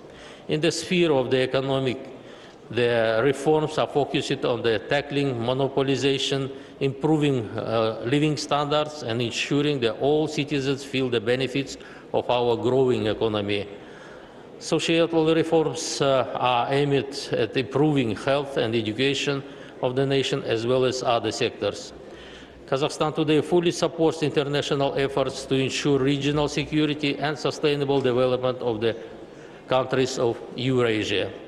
The ongoing global and regional processes require a collective decision regarding resolute reunification of war conflicts, confrontation and choosing the path of peace, dialogue and focusing on joint development. Against this backdrop, as an intergovernmental forum that brings together 27 member states, 9 observers and more than half of the world population with the established political dialogue, Conference on Interaction and confidence-building measures in Asia has a potential to become an effective tool for joint confrontation of new challenges and ensuring security and stability in the region. The key priority of Kazakhstan chairmanship at the SICA process is the transformation of the conference into a full-fledged international organization. Conversion into an international organization will significantly expand the capacity of the SICA and increase array of tools for practical cooperation between its member states. Within its chairmanship, Kazakhstan will hold the 6th SICA Summit in Nur-Sultan on the 12th and 13th of November this year, which marks the 30th anniversary of the conference. This event aims to propel the SICA into a new level of institutional development. At the initiative of Kazakhstan, the Code of Conduct towards achieving the world free of terrorism was developed within the UN and opened for signature in 2018. It has now been signed by 89 countries. Since 2017, our capital has hosted 17 rounds of the Astana process talks on Syria, aimed at facilitating the efforts of the international community to resolve the prolonged conflict. Kazakhstan, like many OIC member states, is concerned about the situation in Afghanistan. Socio-economic and financial issues need to be addressed urgently to prevent large-scale humanitarian crisis in the region. Kazakhstan contributes within its capacity to the efforts of the world community to stabilize the situation in Afghanistan. We regularly provide humanitarian aid to the Afghan population, implement national and international programs to train Afghan youth, including girls, in educational institutions of Kazakhstan. In 2020, the KazAid, Official Development Assistance Agency, was established to assist the countries of Central Asia and Afghanistan in promoting the Sustainable Development Goals. The opening in Almaty city of the temporary remote office of UNAMA was a sign of the recognition of the role Kazakhstan and the organization's trust in our country. I would also like to emphasize the time lines of the extraordinary meeting of the OIC Council of Foreign Ministers on Humanitarian Situation in Afghanistan held in Islamabad on 19 of December 2021, which resulted in the adoption of the several practical decisions, including the launch of the Afghanistan Food Security Program under the aegis of the Islamic Organization for Food Security, and the establishment of the Humanitarian Trust Fund under the aegis of the Islamic Development Bank. In this regard, I call on the OIC Secretariat to assist the IOFC in the prompt launching the Afghanistan Food Security Program, and the OIC member states to make generous contribution to this program. Regretfully, conflicts and military clashes continue among the Muslim countries today.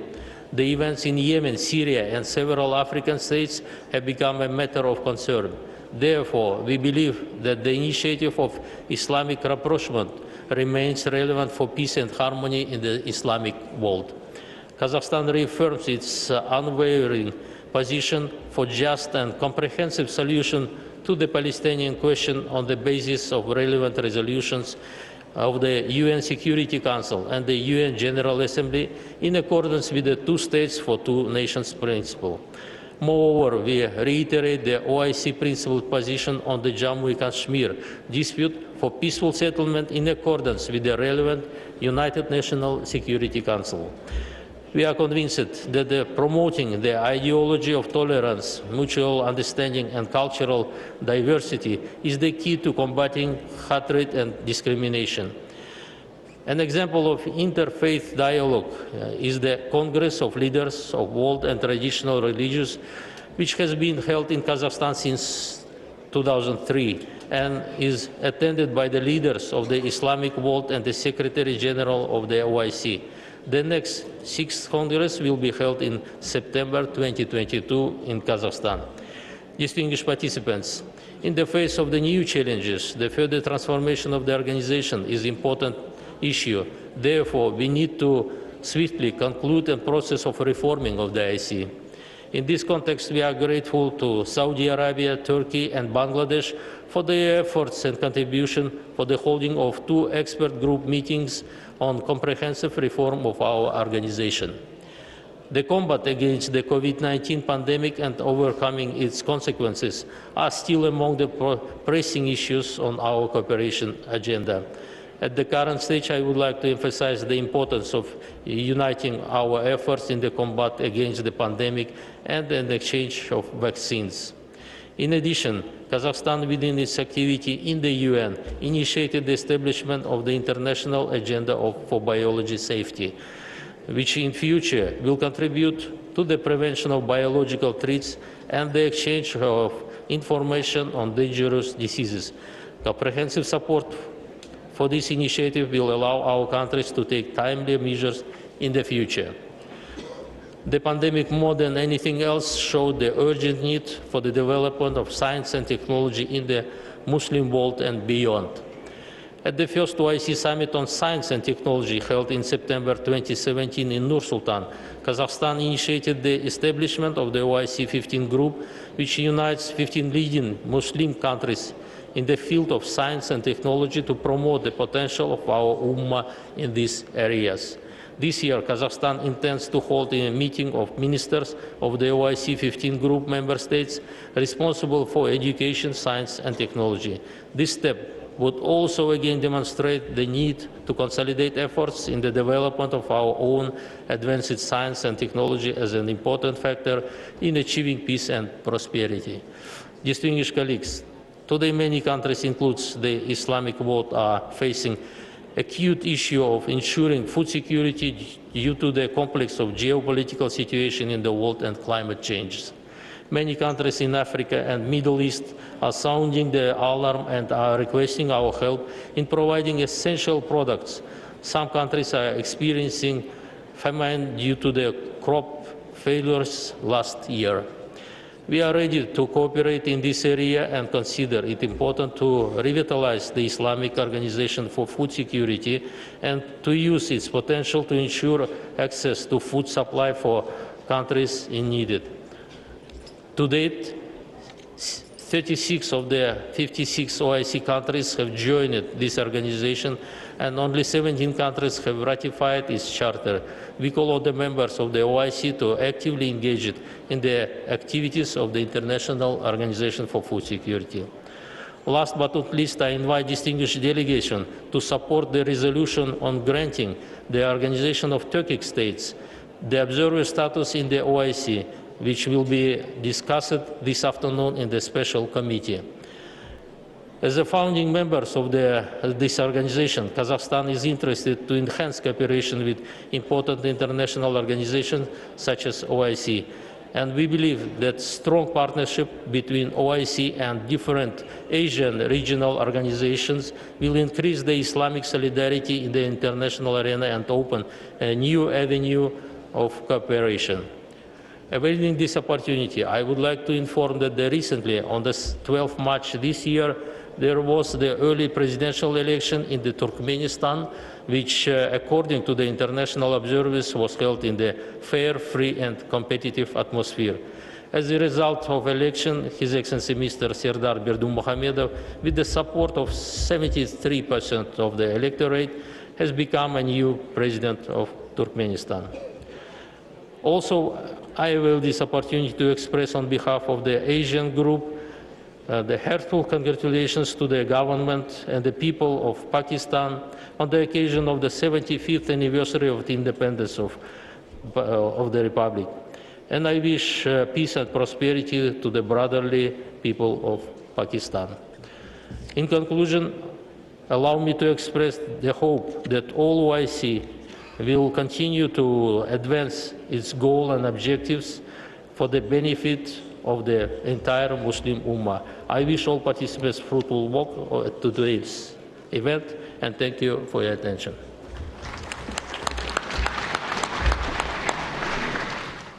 Thank you, Your Excellency, for your insightful remarks. I now request His Excellency Mr. Othman Jarandi, Foreign Minister of the Republic of Tunisia, to make his speech. He will be speaking on behalf of the Arab group of the OIC member states.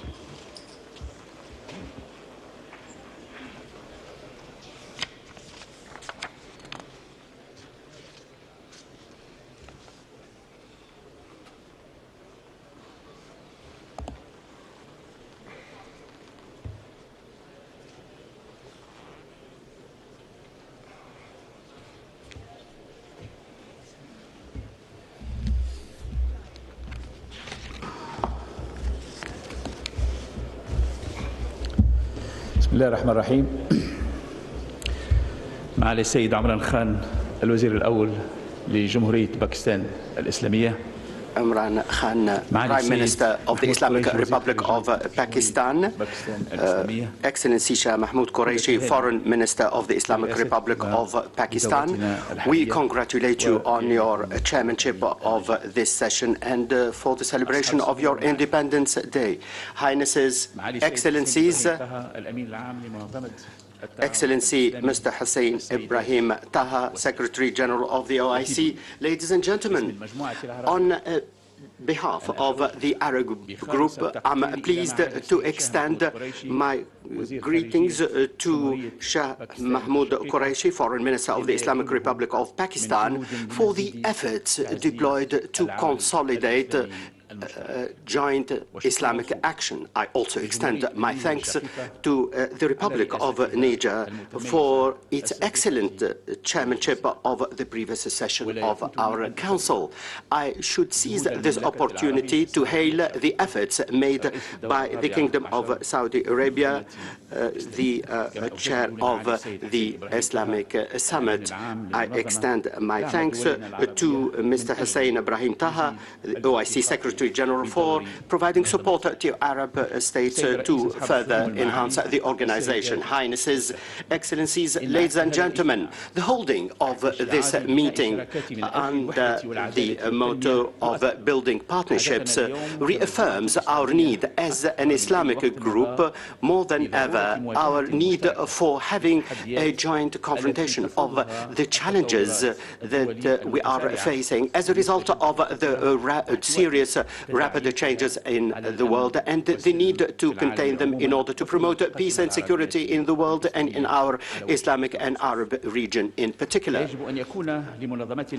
Our organization has a weight and needs a joint position in order to address the various international and regional issues on the basis of the principles and the values that bring us together and which we share.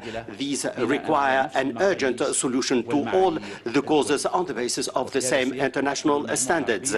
The Arab group reiterates the need to identify a political settlement to all the crises witnessed in our region and to make our voice heard and defend our causes in the international arena. This will deal with all the attempts that aim to destabilize our countries. The joint ties between us and our commitment to the values of justice require that we need to fulfill our responsibility to the Palestinian people to end the daily Israeli violation of the rights of Palestinians and the promotion of the settlement policies that will reduce the possibility of a peace and reduce tension in the region. The Palestinian cause is at the forefront of our concerns. We call for a resumption of the peace process and the settlement of the issue on the basis of international resolutions and on the basis of the Arab and Islamic position. The same applies to Jammu Kashmir. Here, we need to implement all the international resolutions. It is a just course, and there is no doubt about that. The same applies to Yemen, and here we call on Yemen to go for a dialogue to settle the issue. We thank the Kingdom of Saudi Arabia for the valuable efforts in this regard. Terrorism and violent extremism are a common enemy that destabilize our countries. This requires further vigilance and more effective coordination and cooperation in order to use the preventive measures and to adopt new approaches to face this scourge and the trans-border organized crime such as illegal migration and trafficking in humans. On the other hand, we need to adopt modern digital communication means to face Islamophobia and the discourse of hatred and extremism. And we need to work together to promote the discourse of tolerance and the acceptance of the other. We need further cooperation among the various partners to convince others about the just cause of our causes and to promote the principles of understanding on the basis of the peaceful cohabitation between peoples.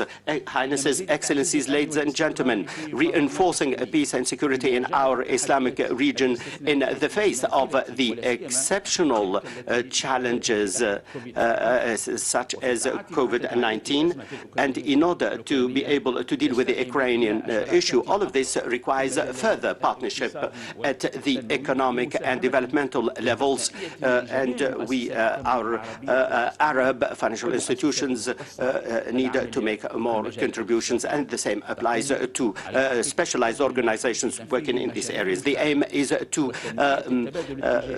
achieve the set objectives, to promote trade in the Islamic world, and to activate tourism, and we need further initiatives to promote our economies, such as the OIC investment initiative.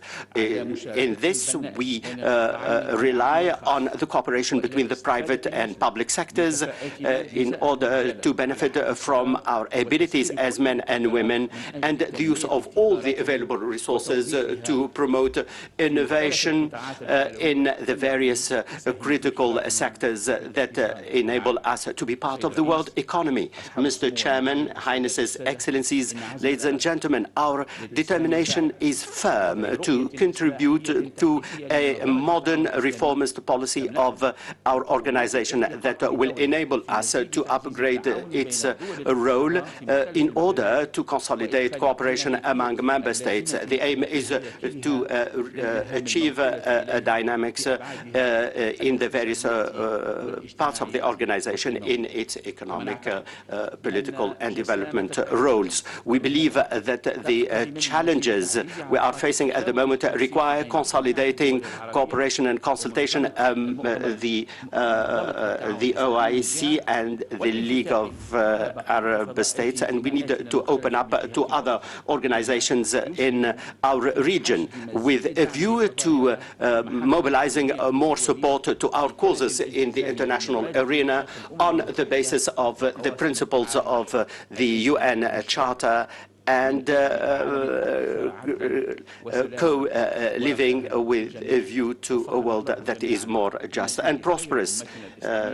May Allah make us succeed in our endeavor. Thank you very much for your attention. Thank you, Excellency, for your inspiring statement. I now request His Excellency Mr. Zubairu Dada, Minister of State for Foreign Affairs of the Republic of Nigeria, to make his speech. He will speak on behalf of the Africa Group of the OIC member states.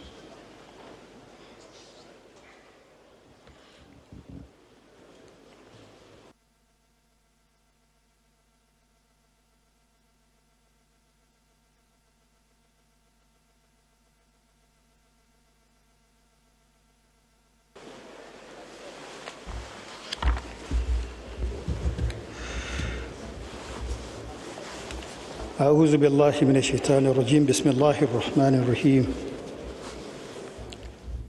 Your Excellency, Mr. Imran Khan, Prime Minister of the Islamic Republic of Pakistan, Your Excellency Shah Mehmood Qureshi, Minister of Foreign Affairs of the Islamic Republic of Pakistan and Chairman of this session,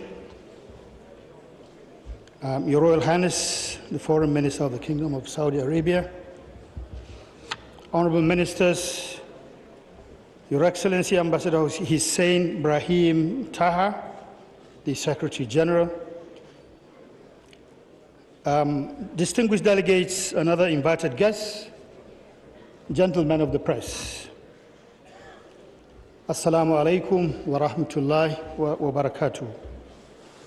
It is for me indeed a great honor and privilege to speak today on behalf of the African Group on the occasion of the 48th session of the Council of Foreign Ministers of the Organisation of Islamic Cooperation, holding in this beautiful city of Islamabad.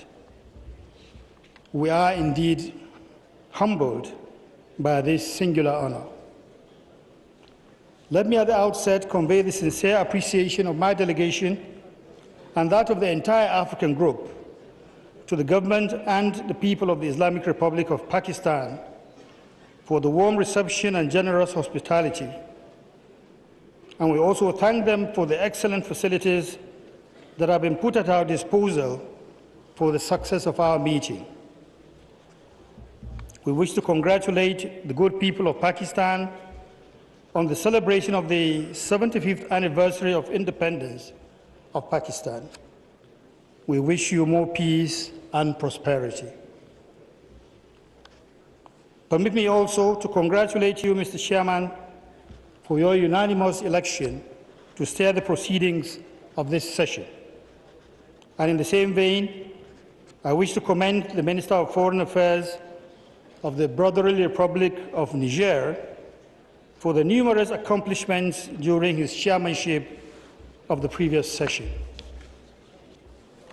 I further take this opportunity to welcome on board our new Secretary General, Ambassador Taha, and to assure him of our full support and a fruitful and successful tenure at the helms of our common organization. Your Excellencies, distinguished delegates, the 48th session of FAM is taking place at a crucial moment in the history of our organization. The huge socio-economic and humanitarian challenges posed by COVID-19 pandemic, coupled with the rising wave of political and security crises in parts of our member states, call for our concerted efforts and joint action for durable solutions. It is obvious that our immediate preoccupation should be directed towards fashioning and implementing a robust post-COVID-19 recovery plan to respond to the needs of our people. And to this end, we reiterate our support for the commendable endeavors of the OIC aimed at addressing the various conflict situations and flashpoints, particularly in Africa. The menace of terrorism, insurgency, banditry, small arms and light weapons, human and drug trafficking have continued to militate against the peace, security, stability, human rights, social cohesion, and indeed the economic development of the entire African region. And this is why we welcome the choice of the theme of this session, which is Partnership for Unity, Justice, and Development, which we consider very apt and indeed very relevant. We believe that the 48th session will do justice not only to the numerous issues on this agenda, but also adopt appropriate and implementable resolutions to address our common and pressing challenges and fast-track recovery in our member states from the COVID-19 pandemic. Mr. Chairman, for the past 12 years, Nigeria and indeed the Lake Chad Basin countries have continued to suffer from brutal acts of terrorism led by Boko Haram and lately ISWAP. The activities of these enemies of peace, unity and progress and development have created a very serious humanitarian crisis in our region. In Nigeria alone, we have over 3 million people that are displaced and are living in IDP camps. In Burkina Faso, we have about 2 million people that are also living in IDP camps. The OIC must not abandon these people. They are in dire need of your assistance, and that is why Nigeria has proposed a new draft resolution on this subject for your kind consideration and adoption. And we hope that the OIC will extend its full solidarity to these people with a view to alleviating their plight. Furthermore, a robust implementation of the relevant OIC resolutions on combating the Boko Haram and other terrorist groups in West and Central Africa, and indeed some parts of Southern Africa, and support for the operations of the G5 Sahel Joint Force will significantly assist the ongoing national and sub-regional efforts towards addressing these lingering security problems in our sub-region. This measure would, if of necessity, also include the comprehensive review and execution of the OIC Code of Conduct on Combating International Terrorism, 1994, and the OIC Convention on Combating Terrorism. We further urge for concrete collaboration and partnership with the national agencies of the member states, including the Saudi-led Islamic Military Counterterrorism Coalition, in order to stamp out this menace that is facing our countries. Your Excellencies, distinguished delegates, beyond the active measures needed to counter terrorism in our region, the mobilization of funds for the various national social and humanitarian actions are crucial to the rehabilitation and radicalization efforts in the affected countries. Equally significant is the need to address the economic root causes of insecurity in the African region. In this regard, the implementation of the OIC resolution on the recharge of the Lake Chad, which has lost over 80% of its water, would contribute to the restoration of the various communities in the Lake Chad Basin and return millions of people to their lost livelihoods. Similarly, it is our conviction that the agenda of OIC on peace and security can best succeed if we establish meaningful partnership with the United Nations, the African Union, and other sub-regional groupings in Africa on conflict prevention, conciliation, mediation, and peace building, as well as the promotion of good governance and democracy. And closely related to this is the need for granting debt remission and relief for our countries, especially the least developed countries that represent more than 1/3 of the OIC membership. Mr. Chairman, poverty remains one of the major challenges confronting Africa, and the pandemic has sadly further aggravated the situation. To create a better and more sustainable future for our people, strengthening intra-OIC cooperation to harness the enormous resources and potentials within our member states is key and essential. Equally vital is the need to boost intra-OIC trade and commercial exchanges as a bedrock for our economic cooperation and a means to further enhance South-South cooperation. We regret to note the drastic decline in the volume of intra-OIC trade, reported from 700.1 billion in 2019 to just 552.8 billion in 2020, amounting to about 21.2% decline. We applaud and encourage OIC efforts in capacity building and skills acquisition development, as well as the promotion of research and innovation, especially in the areas of agriculture and food security. In this regard, we support the adoption of the OIC Plan of Action on the development of strategic agricultural commodities and underscore our commitment to play a central role in the implementation of programs on wheat, rice, and cassava as part of our endeavor to promote agricultural cooperation.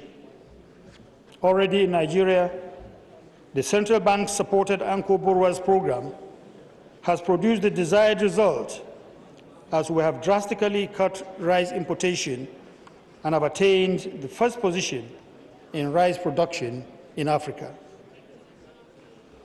Your Excellencies, distinguished invited guests, as we commend the OIC for its sustained interest in Africa through the various IDB initiatives, which include the Islamic Solidarity Fund for Development, the Islamic Development Fund, and the Special Program for the Development of Africa, we call for additional mobilization of resources in order to achieve the target capitals of these funds and programs.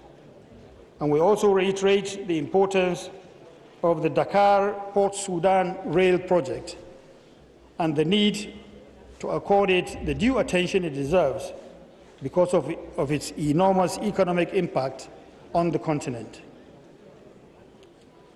Mr. Chairman, before I close, let me reaffirm on behalf of the African Group our full solidarity with the people of Palestine, as I also restate our support for the cause of Jammu and Kashmir people. We commend the Islamic Republic of Pakistan for its sustained commitment to the ideals of the OIC and pledge our support to its chairmanship.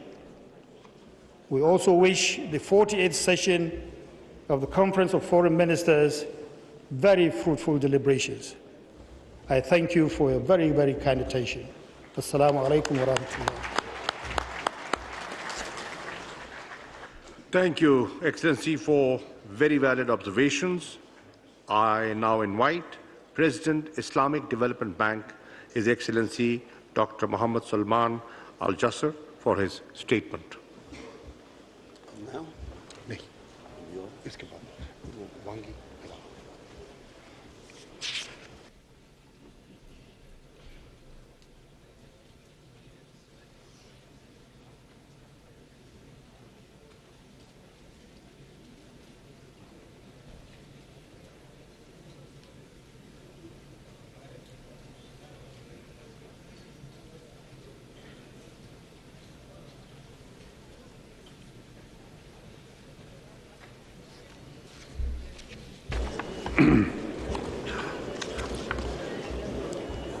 بسم الله الرحمن الرحيم والصلاة والسلام على أفضل الأنبياء والمرسلين سيدنا ونبينا محمد وعلى آله وصحبه أجمعين ومن تبعهم بإحسان إلى يوم الدين. Your Excellency Imran Khan, Prime Minister of the Islamic Republic of Pakistan. Your Highness Prince Faisal bin Farhan Al Saud, Foreign Minister of the Kingdom of Saudi Arabia, the OIC Summit Chair. Your Excellency Mr. Makhdoom Shah Mahmood Qureshi, Foreign Minister of the Islamic Republic of Pakistan. Your Excellency Mr. Hussein Ibrahim Taha, Secretary General of the Organization of Islamic Cooperation, Excellencies, representatives of the OIC member states and representatives of all other countries, distinguished representatives of the fellow multilateral banks and UN agencies. Assalamu alaikum wa rahmatullahi wa barakatuh. Allow me to begin by expressing my utmost appreciation to this esteemed session of the OIC Council of Foreign Ministers for designating building partnerships for unity, justice, and development as its theme, which is most pertinent. We cannot overemphasize the importance of partnerships for realizing our vision of prosperity, development, and solidarity. As an institution committed to sustainable development, the Islamic Development Bank recognizes that partnerships are the key enablers for socio-economic advancement. To continue to respond to evolving development needs, the Islamic Development Bank is firmly committed to supporting green, sustainable, and resilient infrastructure, the foundation for higher productivity and growth. The Islamic Development Bank is also investing in inclusive human capital development and social infrastructure through investment in health, education, nutrition, and job creation. For the bank, solidarity means strengthening partnerships and cooperation among the member countries in all possible areas to enhance their collective economic development. To achieve this goal, the bank has introduced new modalities and initiatives to strengthen economic linkages among its member countries.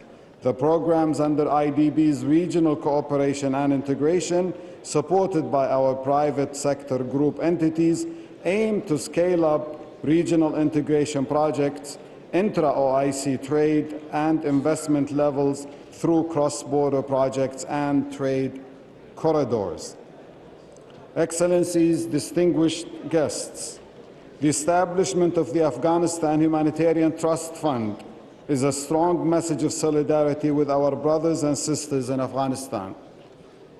The 17th extraordinary meeting of the OIC Foreign Ministers, held in this great city on December 19, 2021, asked the Islamic Development Bank to establish, operationalize, and manage the fund to channel humanitarian assistance to Afghanistan in partnership with other international and regional stakeholders.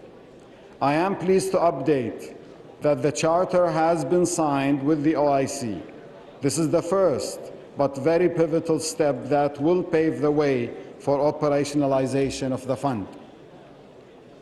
The IDB is strongly committed to ensuring strict policies and guidelines to govern all of the fund's activities. Accordingly, we guarantee utmost transparency in all aspects of the fund's activities and adherence to the relevant international standards and best practices.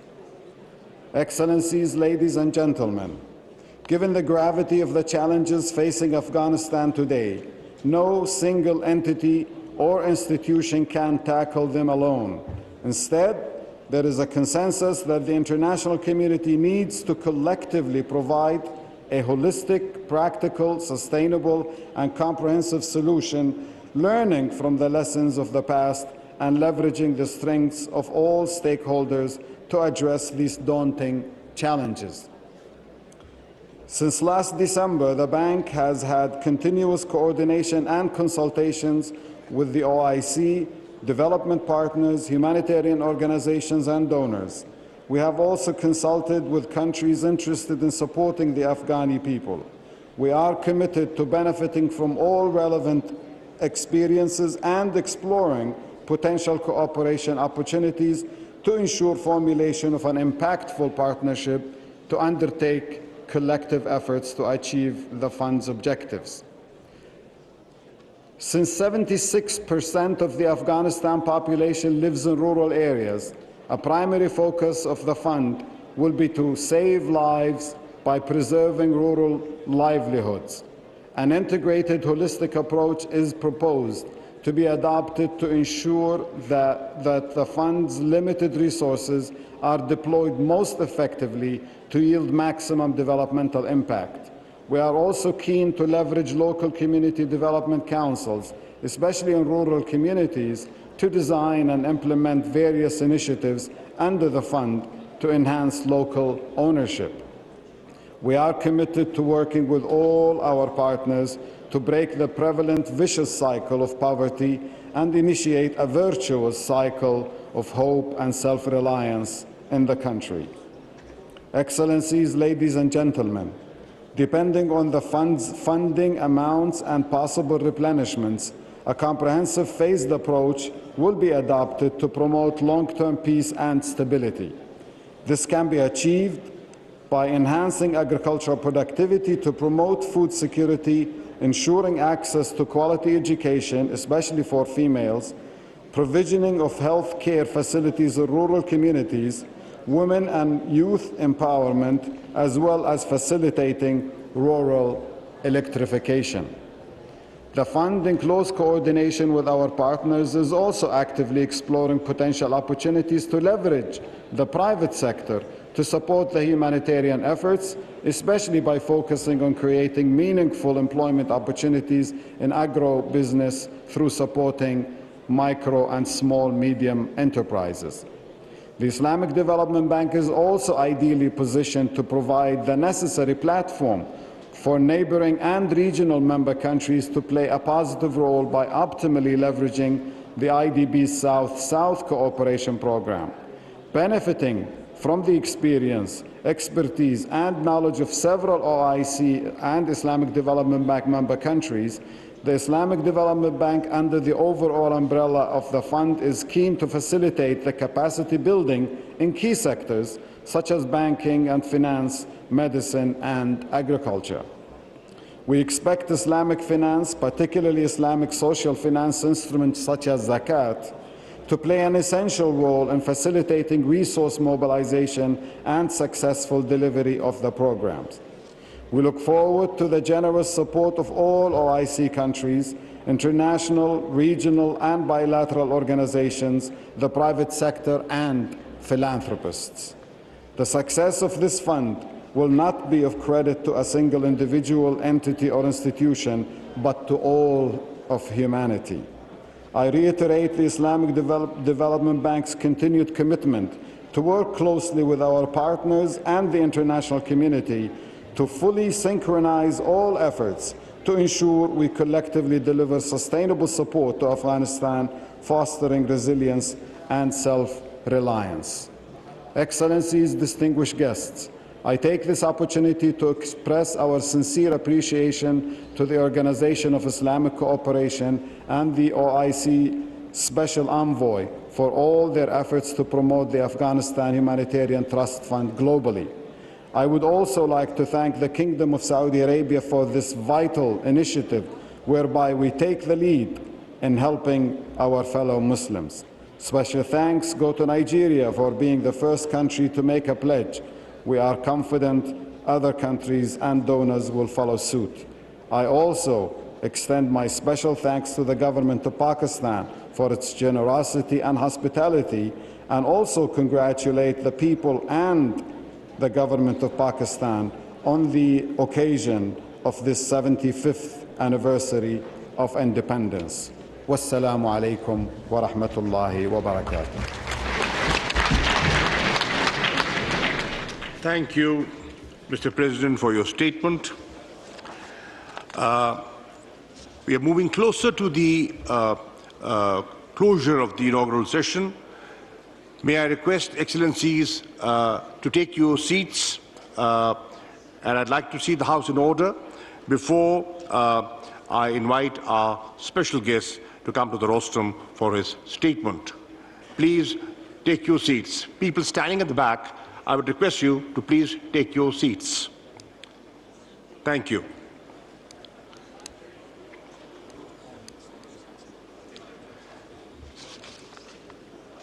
Excellencies, today we have with us His Excellency Mr. Wang Yi, State Councillor, Foreign Minister of the People's Republic of China, as a special guest. I now request him to come to the rostrum for his statement. State Councillor Wang Yi.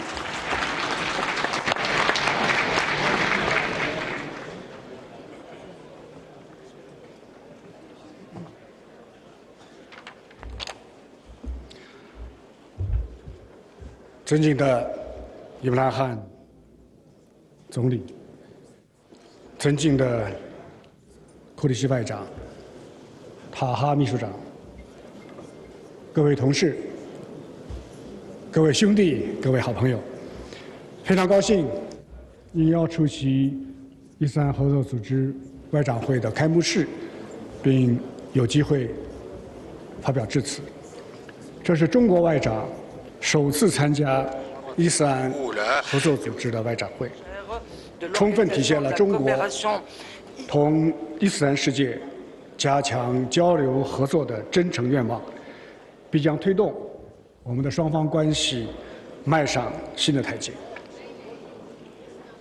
中华文明同伊斯兰文明都是世界上有重要影响的古老文明，双方的交往绵延千年，历经国际风云变幻的考验，有着深厚的历史底蕴和坚实的民意基础。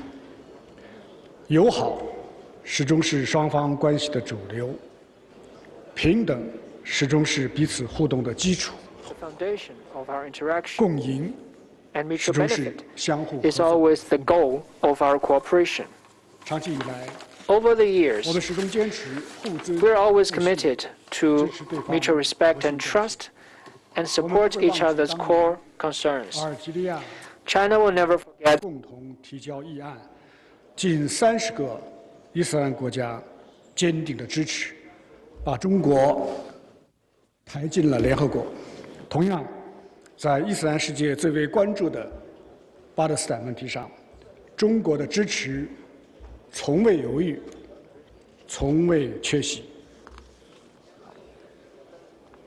我们始终坚持团结互助，致力发展，实现共同发展。疫情爆发后，伊斯兰国家第一时间给予中国宝贵的支持，中国也及时向50个伊斯兰国家提供了13亿剂疫苗以及大量的抗疫物资。 共建“一带一路”已经成为双方走向发展繁荣的桥梁和纽带。中国迄今已经同54个伊斯兰国家签署了合作文件，开展了将近600个大型的合作项目，资金投资的总额达到了4000亿美元，给双方人民带来了实实在在的利益。 我们始终坚持互学互鉴，守护世界的多样文明。中华文明和伊斯兰文明历史上都对人类文明做出过重大的贡献，而近代以来，我们也都受到了不公正的对待。现在我们正携手迈上发展复兴之路，我们要大力倡导文明平等对话、交流互鉴，从彼此的悠久文明中汲取智慧，共同抵制文明歧视，共同反对文明冲突。应该说，中国和伊斯兰世界已经找到了一条不同文明友好相处、合作共赢的道路，成为践行新型国际关系的典范，对不同国家、不同文明之间如何交往提供了有益的经验。各位同事、各位朋友，面对动荡变革的世界，本届伊核组织外长会聚焦结伴实现团结、公正、发展这一主题，反映了世界上大多数国家的共同心声。中方愿意同一方一道，倡导真正的多边主义，捍卫联合国宪章的宗旨原则，维护以联合国为核心的国际体系，在追求民族复兴的道路上风雨同舟，携手同行。中国愿意同伊斯兰世界建设4个伙伴关系：一是做团结协作的伙伴，相互坚定支持彼此捍卫国家的主权、独立和领土完整，坚定支持彼此独立自主地探索符合本国国情的发展道路，坚定支持彼此维护自身的正当发展权益和广大发展中国家的共同利益。二是做发展振兴的伙伴，继续团结抗疫。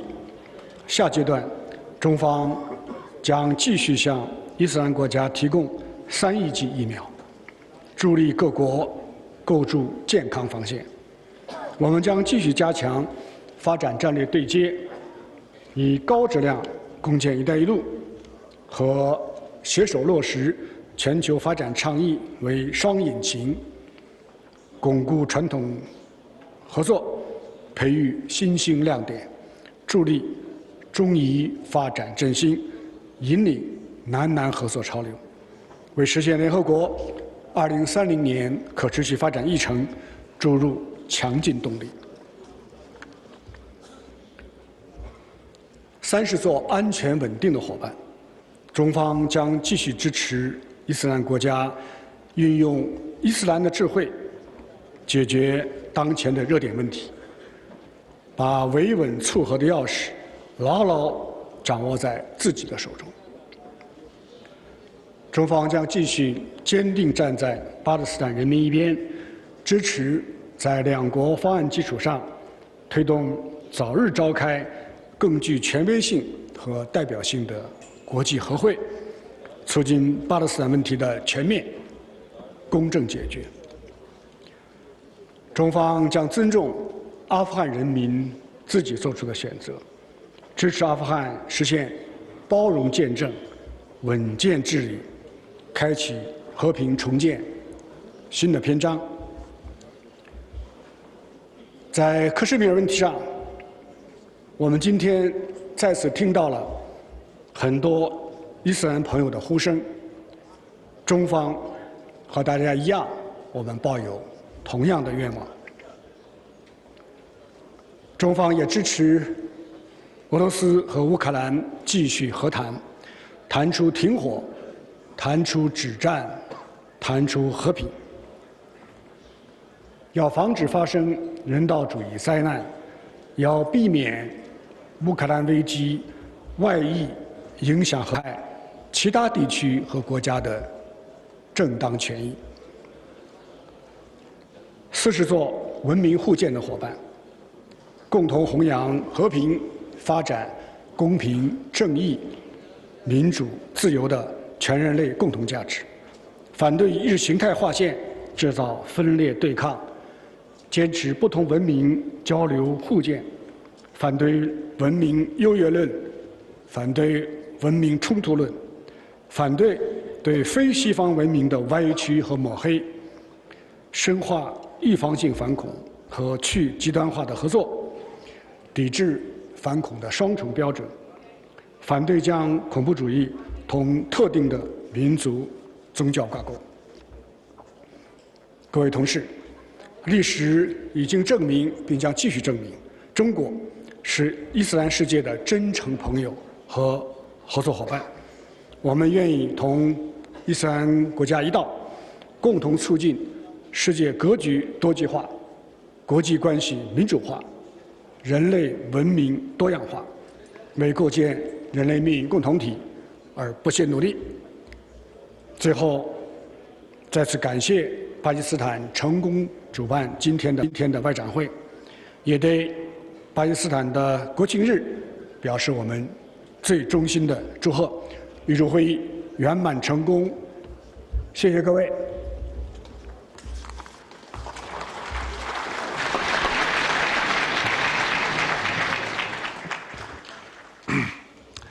Thank you, Excellency, for your insightful remarks.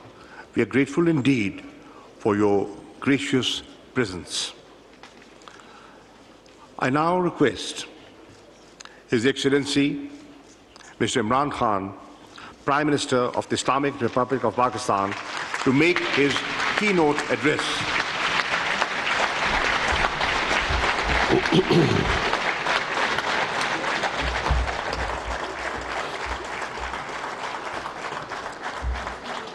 Most merciful, Secretary General OIC, Thy aid do we seek, and Thy do we worship.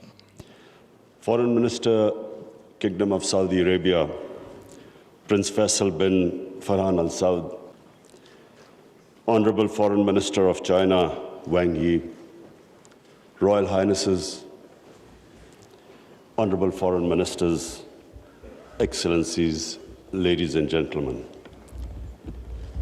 First of all, let me welcome you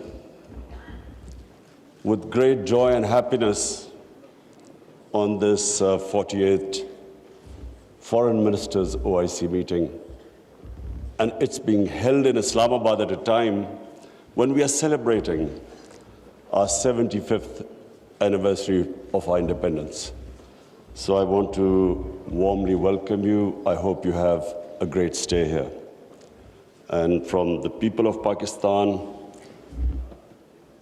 they are overjoyed that all of you are here and on this special occasion. Today I want to especially congratulate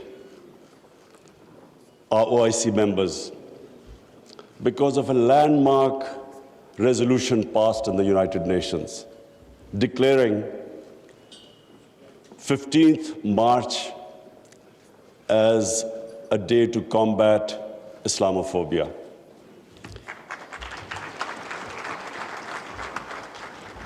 But I want to remind people why 15th of March.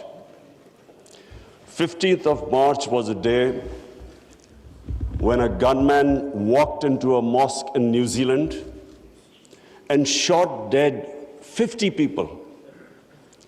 Why did he shoot them? Because he felt that all Muslims were terrorists. Where did this Islamophobia grow and was allowed to keep growing? After 9/11. What happened after 9/11? Unfortunately, this narrative of Islamic terrorism, Islamic radicalism, this narrative went on unchecked. Respected foreign ministers, I have spent a lot of my life in England, touring all over the world as an international sportsman. And I understand the Western civilization probably much better than most people. I went to university there and then used to spend half my year playing sports in the summer in England. Now I saw this growing. After 9/11, this Islamophobia kept growing. And the reason was, I'm sorry to say, that we, the Muslim countries, did not do anything to check this wrong narrative. How can any religion have anything to do with terrorism? How was Islam equated with terrorism? And once that happens, how is the man in the street in Western countries, how is he supposed to differentiate between a moderate Muslim and a radical Muslim? How can he differentiate? Hence, this man walks into a mosque and shoots everyone he could. Unfortunately, what should have been done and wasn't, the heads of Muslim countries should have taken a stand on this. But instead, a lot of our heads of state kept saying things like, well, we are moderate. The moment you say you're a moderate Muslim, you automatically say that there is some extreme form of Islam. Our head of state at the time, after 9/11, he coined a phrase called Enlightened Moderation. I understand English better than most. I still don't know what it means. Enlightened Moderation was a term to appease those who were relating terrorism to Islam. And unfortunately, as a result, there was this perception that there are different types of Islam. There's some radical Islam, there's some moderate, there's some liberal Islam. There is only one Islam, Islam of our Prophet Muhammad sallallahu alaihi wasallam. There is no other Islam. In human communities, in every human community, you have your moderates, you have your liberals, you have your conservatives, you have your fanatics. Every human community has that. The man who walked into the mosque in New Zealand clearly was not a normal person. So, but why no other human community was branded with their religion? 1.5 billion people branded by these terms. And there always should be self-criticism, because that's how you improve. Unless you analyze your mistakes, you can't improve yourself. So that was the biggest mistake we made. We did not challenge this narrative. And guess who suffered? Muslims living in Western countries. They kept suffering, because any incident would happen, any terrorist incident by a Muslim immediately meant that every Muslim became branded. When 9/11 happened, I still remember, people were petrified in Pakistan that I hope there was no Pakistani involved. How could how could whole community be responsible for some fanatical deed by some extremists? So therefore, this was it was one of the worst periods for Muslims living in non-Muslim countries. And then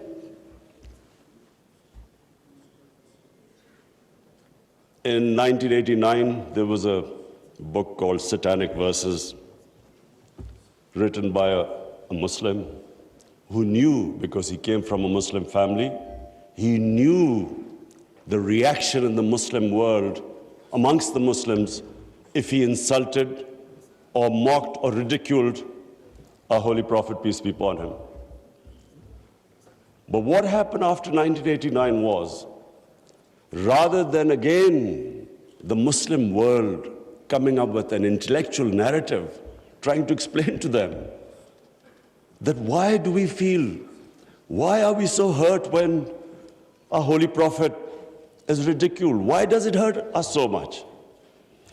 Living in and knowing the Western societies, I knew why they couldn't understand, because they do not treat religion like we do. Jesus Christ is not treated the way we in the West, the way we treat our Holy Prophet here. So they couldn't understand what was going on. Why were the demonstrations? Why were there death threats to Salman Rushdie? So they kept thinking that the Muslims do not allow freedom of expression. So Muslim world is intolerant. It doesn't allow freedom of expression. They were able to vilify our religion. And yet there was no coherent response from the Muslim world. And therefore, we kept into the cycle. Every few years, there would be some cartoons, insulting cartoons against our Prophet. Every few years, there would be something insulting him. We would respond. There would be some act of extremists. They would not respond. So this Islamophobia, the cycle, kept getting worse. And poor Muslims living in Western societies kept suffering. So that's why I'm really pleased that for the first time it has been acknowledged that Islamophobia is a reality and something needs to be done about it. And from now onwards, we hope that we will be able to put forward a narrative that why it hurts us so much. And honorable foreign ministers, let me just say that I only came into politics 25 years ago. I was watching this Islamophobia building up in Western societies. But two, I wanted my country. We were the only country which became independent in the name of Islam. And so,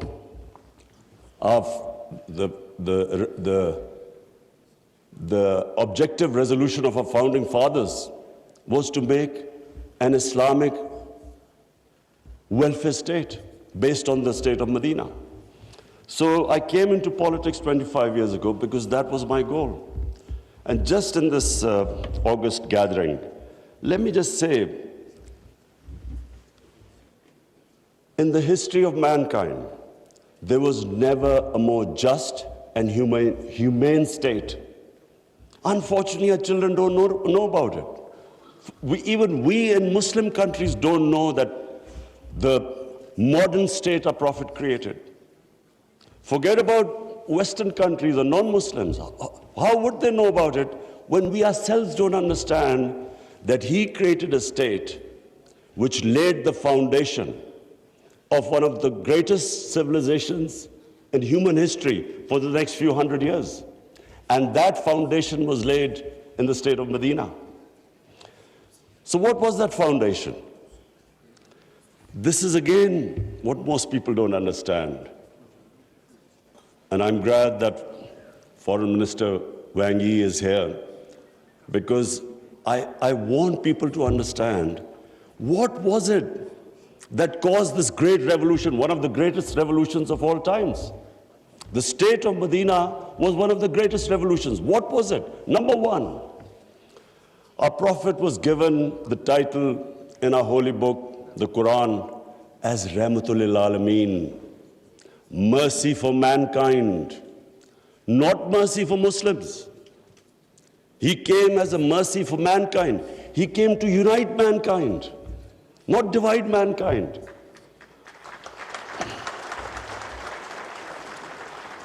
Allah for Muslims is Rabbul Alameen, not Rabbul Muslimeen.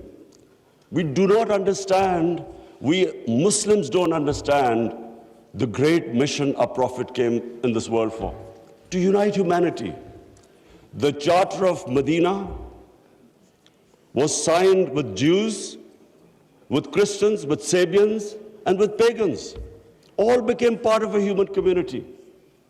We don't even realize that in 10 years which the Prophet came to Medina and then he left this world, people think that it was, through conquests and through the sword. Hardly anyone knows that in these 10 years, there were only about 1,200 people who were killed in battles. In these 10 years, 1,200 people died and Islam spread all over Arabia. So it was a revolution of ideas. He created a new system. the state of Medina, he created the best rule of law. The basis of a civilized society is rule of law. His saying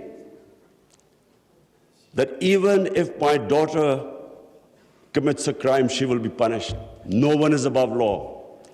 His saying that many nations before you have been destroyed, where the powerful crooks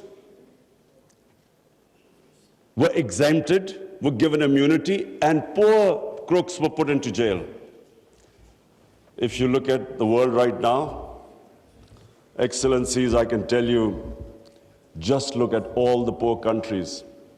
Look at the countries which have poverty. There will be one thing in common. They cannot catch the white-collar criminals. They only end up putting petty criminals in jail. This is the biggest problem which our Prophet, peace be upon him, predicted almost 1,500 years ago. The developing world is poor, not because they lack resources, because they cannot put the powerful criminals in jail. There's a fact-eye panel report by Secretary General of the United Nations. According to this report, and this will shock all of you, that every year, $1.6 trillion leave the poor countries and end up in tax havens and in the developed world. $1.6 trillion according to the fact-eye panel report of the UN Secretary General. Just imagine what is going on. Poor countries are being robbed simply because we cannot put the powerful criminals in jail. We cannot bring them under the rule of law. This is what our Prophet predicted. And this was the state of Medina, where he set up this system of rule of law, no one above. And two of the first four Khalifas, two of the first four heads of state of Medina ended up in court of law. And one of the most revered and respected figures of Islam, who was the fourth Khalifa, he loses a case against a Jewish citizen because the judge refused to accept the testimony of his son. This was the justice system there, which laid the foundation of this great civilization. So what does it show? Number one,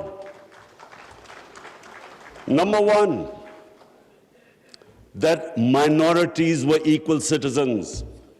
They were equal citizens in front of law. There was no discrimination. Secondly, it shows that a common citizen could win a case against the head of state. No one was above law. This is 600 years before the Magna Carta was signed in England, which was the beginning of the democratic struggle of Britain. And it took them years before they could actually bring their head of state under the rule of law. This is what happened in the state of Medina. It was ahead of its time. And then it was the first welfare state in the history of mankind. Compassion, humanity. It was a state which took care of its weak, its orphans, its widows, its poor people. It was the first time pensions were introduced in the state of Medina. They took care of the old people. A compassionate state. A state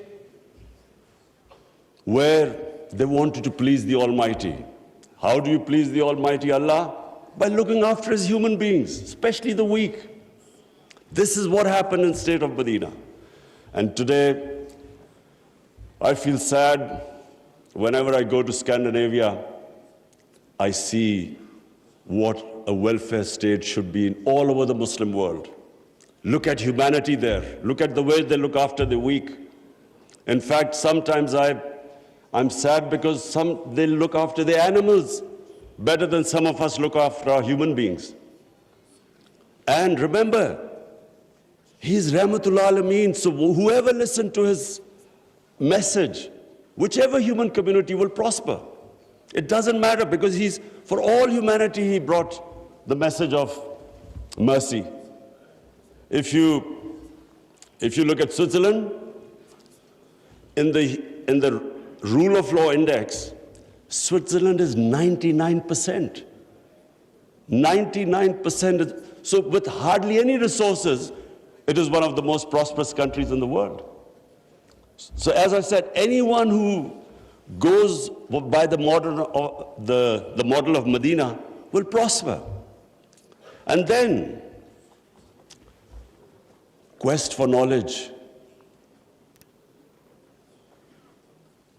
Foreign Minister Wang Yi, you'd be surprised, one of our prophets saying, he said, even if you have to go to China to learn and quest for knowledge, you must go there.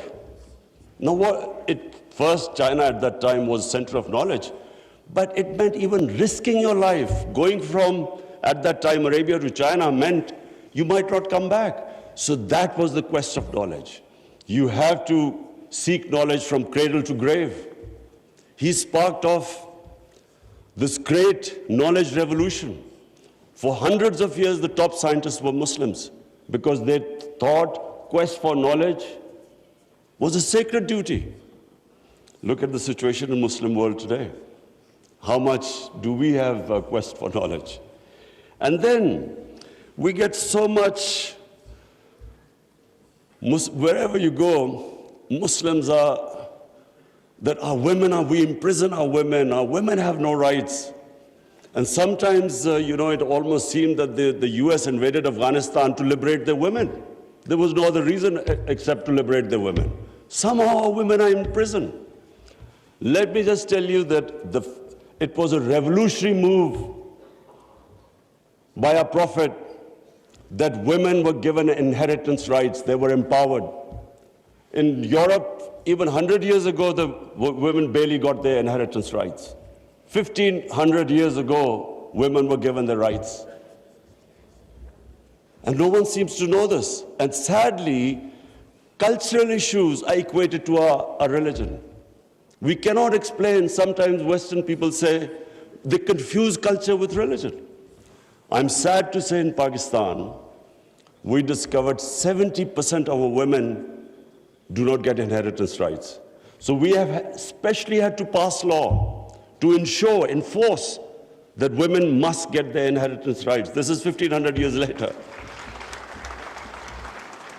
And no one knows this. Slaves, honorable foreign ministers, nowhere in human history has this happened. That slaves became kings. The Mamluks were slaves who became kings in Egypt.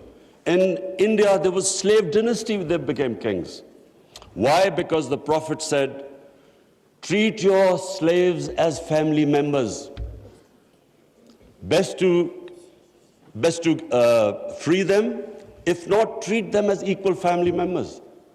So he was the greatest human being that ever stepped foot. There'll never be a human being like them. Anyone close to the Prophet became leaders. If you read the book, The Arab Conquest, everyone became a leader, whoever was near the Prophet. And our generations don't understand that, and neither have we been able to explain to anyone else.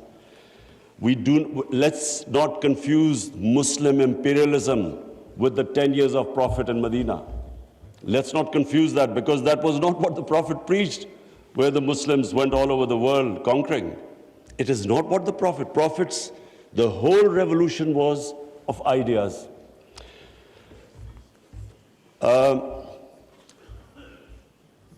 Honorable foreign ministers, one of the ideas of OIC is to protect Islamic values. So now I will say something which is completely different. I believe that Islamic values never have been so much under threat as they are right now. And I bring this to this August assembly because when I became the Prime Minister, I asked the police chief, asked him what the crime chart. I was amazed to note that sex crime, child abuse and rape is the fastest growing crime in this country. So we did further investigation. We discovered that the mobile phone the sort of pornographic material available on the mobile phone to children. This has never happened in human history. So the material available is causing havoc in our society without us knowing. Parents don't know what's happening when a child goes into his room or something. They don't know what he's watching on his mobile phone. It is very important that this August forum, we should plan how to combat this, because it is already having a huge impact. We have a rise in divorces. We all know that the more vulgarity, the more a society gets permissive, it has a direct impact on the family system. One of the most important things about Islam is that our religion protects the family system. We have values like we respect parents, we have respect for our teachers, but the culture that is coming through, social media, we really need to think carefully, how are we going to protect our generations? I have formed in Pakistan a Rahmatul Alameen authority of scholars. The whole purpose is, how are we going to give an alternate point of view to our children? Cartoons, how do we, because children get influenced from that age onwards. How do we strengthen our children against this unpredictable social media revolution? How do we know where it is going? So I think that I thought at this meeting I should mention, because we need to start thinking about alternate media, how we can combat. You can't stop social media, but we can give our children, fortify them, strengthen them ethically and morally. Now I come to two important political issues. One is Palestine and the other is Kashmir. Honorable foreign ministers, we have failed both the Palestinians and the people of Kashmir. I'm sad to say that we have been able to make no impact at all. They don't take us seriously. We are a divided house, and those powers know it. We are 1.5 billion people, and yet our voice to stop this blatant injustice is insignificant. We are not talking about conquering some country. We're simply talking about the human rights of the people of Kashmir and Palestine, the international law, which is on their side, United Nations Security Council resolutions that back their right. In Kashmir, the international community promised them the right to decide their own destiny through a plebiscite. That right was never given to them. In fact, this special status of Kashmir was taken away illegally by India on 5th August 2019. Nothing happened because they feel no pressure. They feel we can make a resolution and then, back to our usual business. I'm not talking about altering our foreign policies. All of us countries have our different foreign policies. But on core issues, I'm asking the OIC that unless we have a united front, we will keep these abuses will happen. Like in Palestine, it's daylight robbery going on in Palestine. The only hope I have is now because of social media, first time in Western countries, there's awareness of what's going on to the poor Palestinians. That is so far much more than the OIC. It's the mobile phone and the spread of information of the injustices being done to the Palestinians. That is the best, at the moment, the best way to protect them, not us. In Kashmir, it's a war crime, according to the 4th Geneva Convention, to change the demography of an occupied land. India is changing the demography of Kashmir by making the Muslims from a majority to a minority, by bringing in settlers from outside. This is a war crime. Yet no one is pushed about it. Neither India is pushed nor Israel, because they think we are ineffective. So, honorable foreign ministers, let me just say that the way the world is headed, I'm afraid it's headed the wrong way. There's a Cold War almost started. There is a chance of world being divided into blocks. We 1.5 billion people, unless we are united, unless we take a united stand, we'll be nowhere. As what I'm scared to say where the future is headed right now.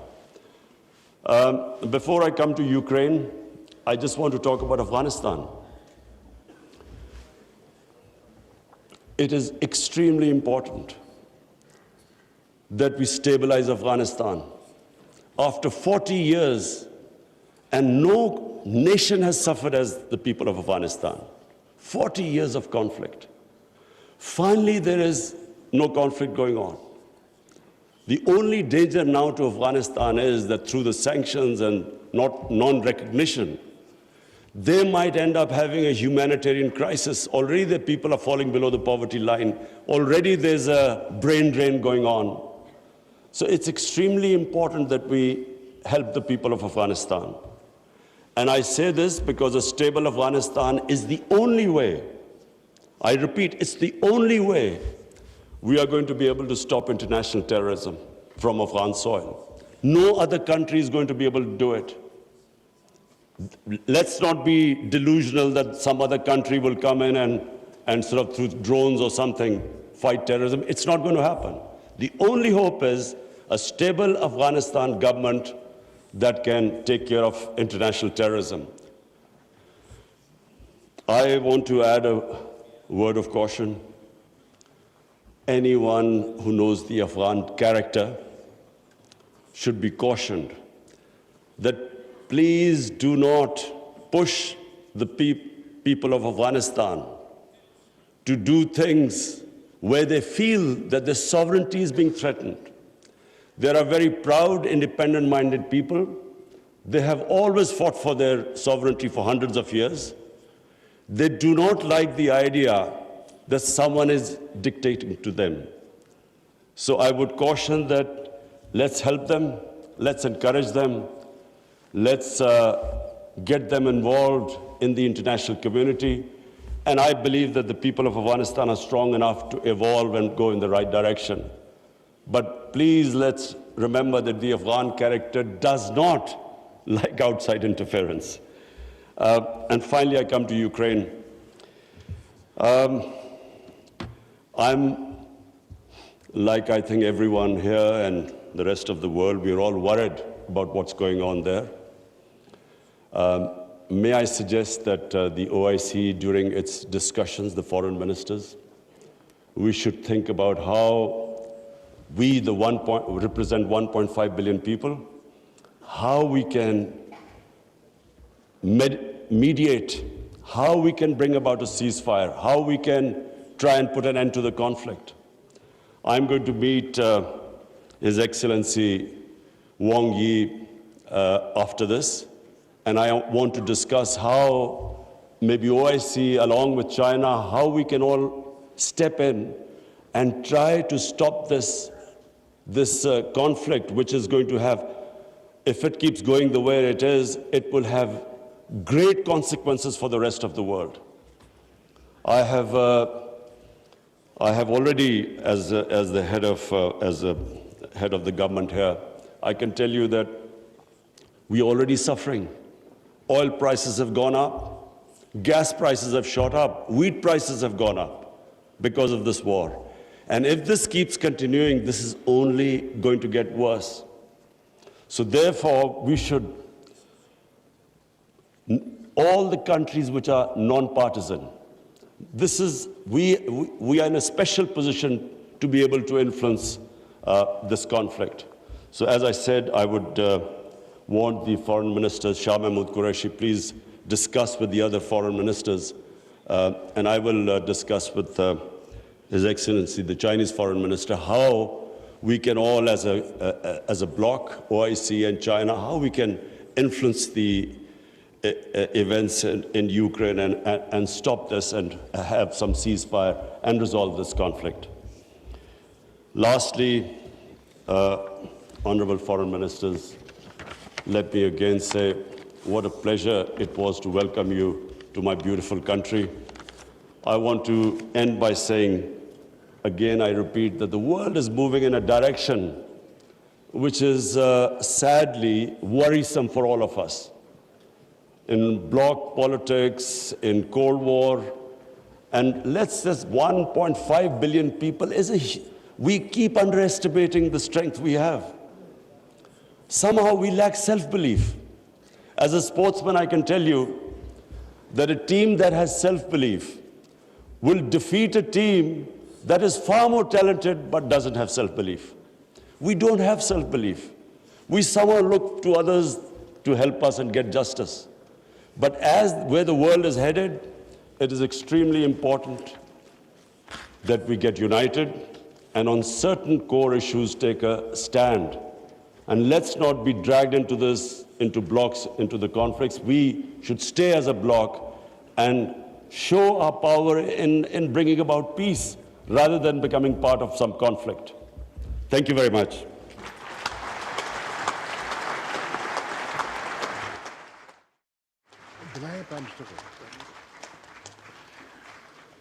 Thank you, Prime Minister, for gracing the session, enlightening us with your words of wisdom. I'm confident that your thought-provoking address will guide the deliberations of this 48th session for the next 2 days. Excellencies, we take a break for lunch and prayers. Since the inaugural session took much more time than expected, we will now reconvene at 3:15. The next segment would be off-camera, open only to the members and observer states.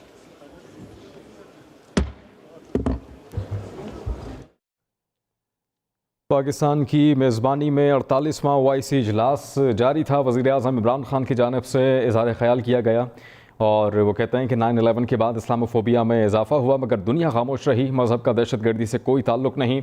दुनिया को मालूम होना चाहिए कि इस्लाम अमन पसंद मज़हब है।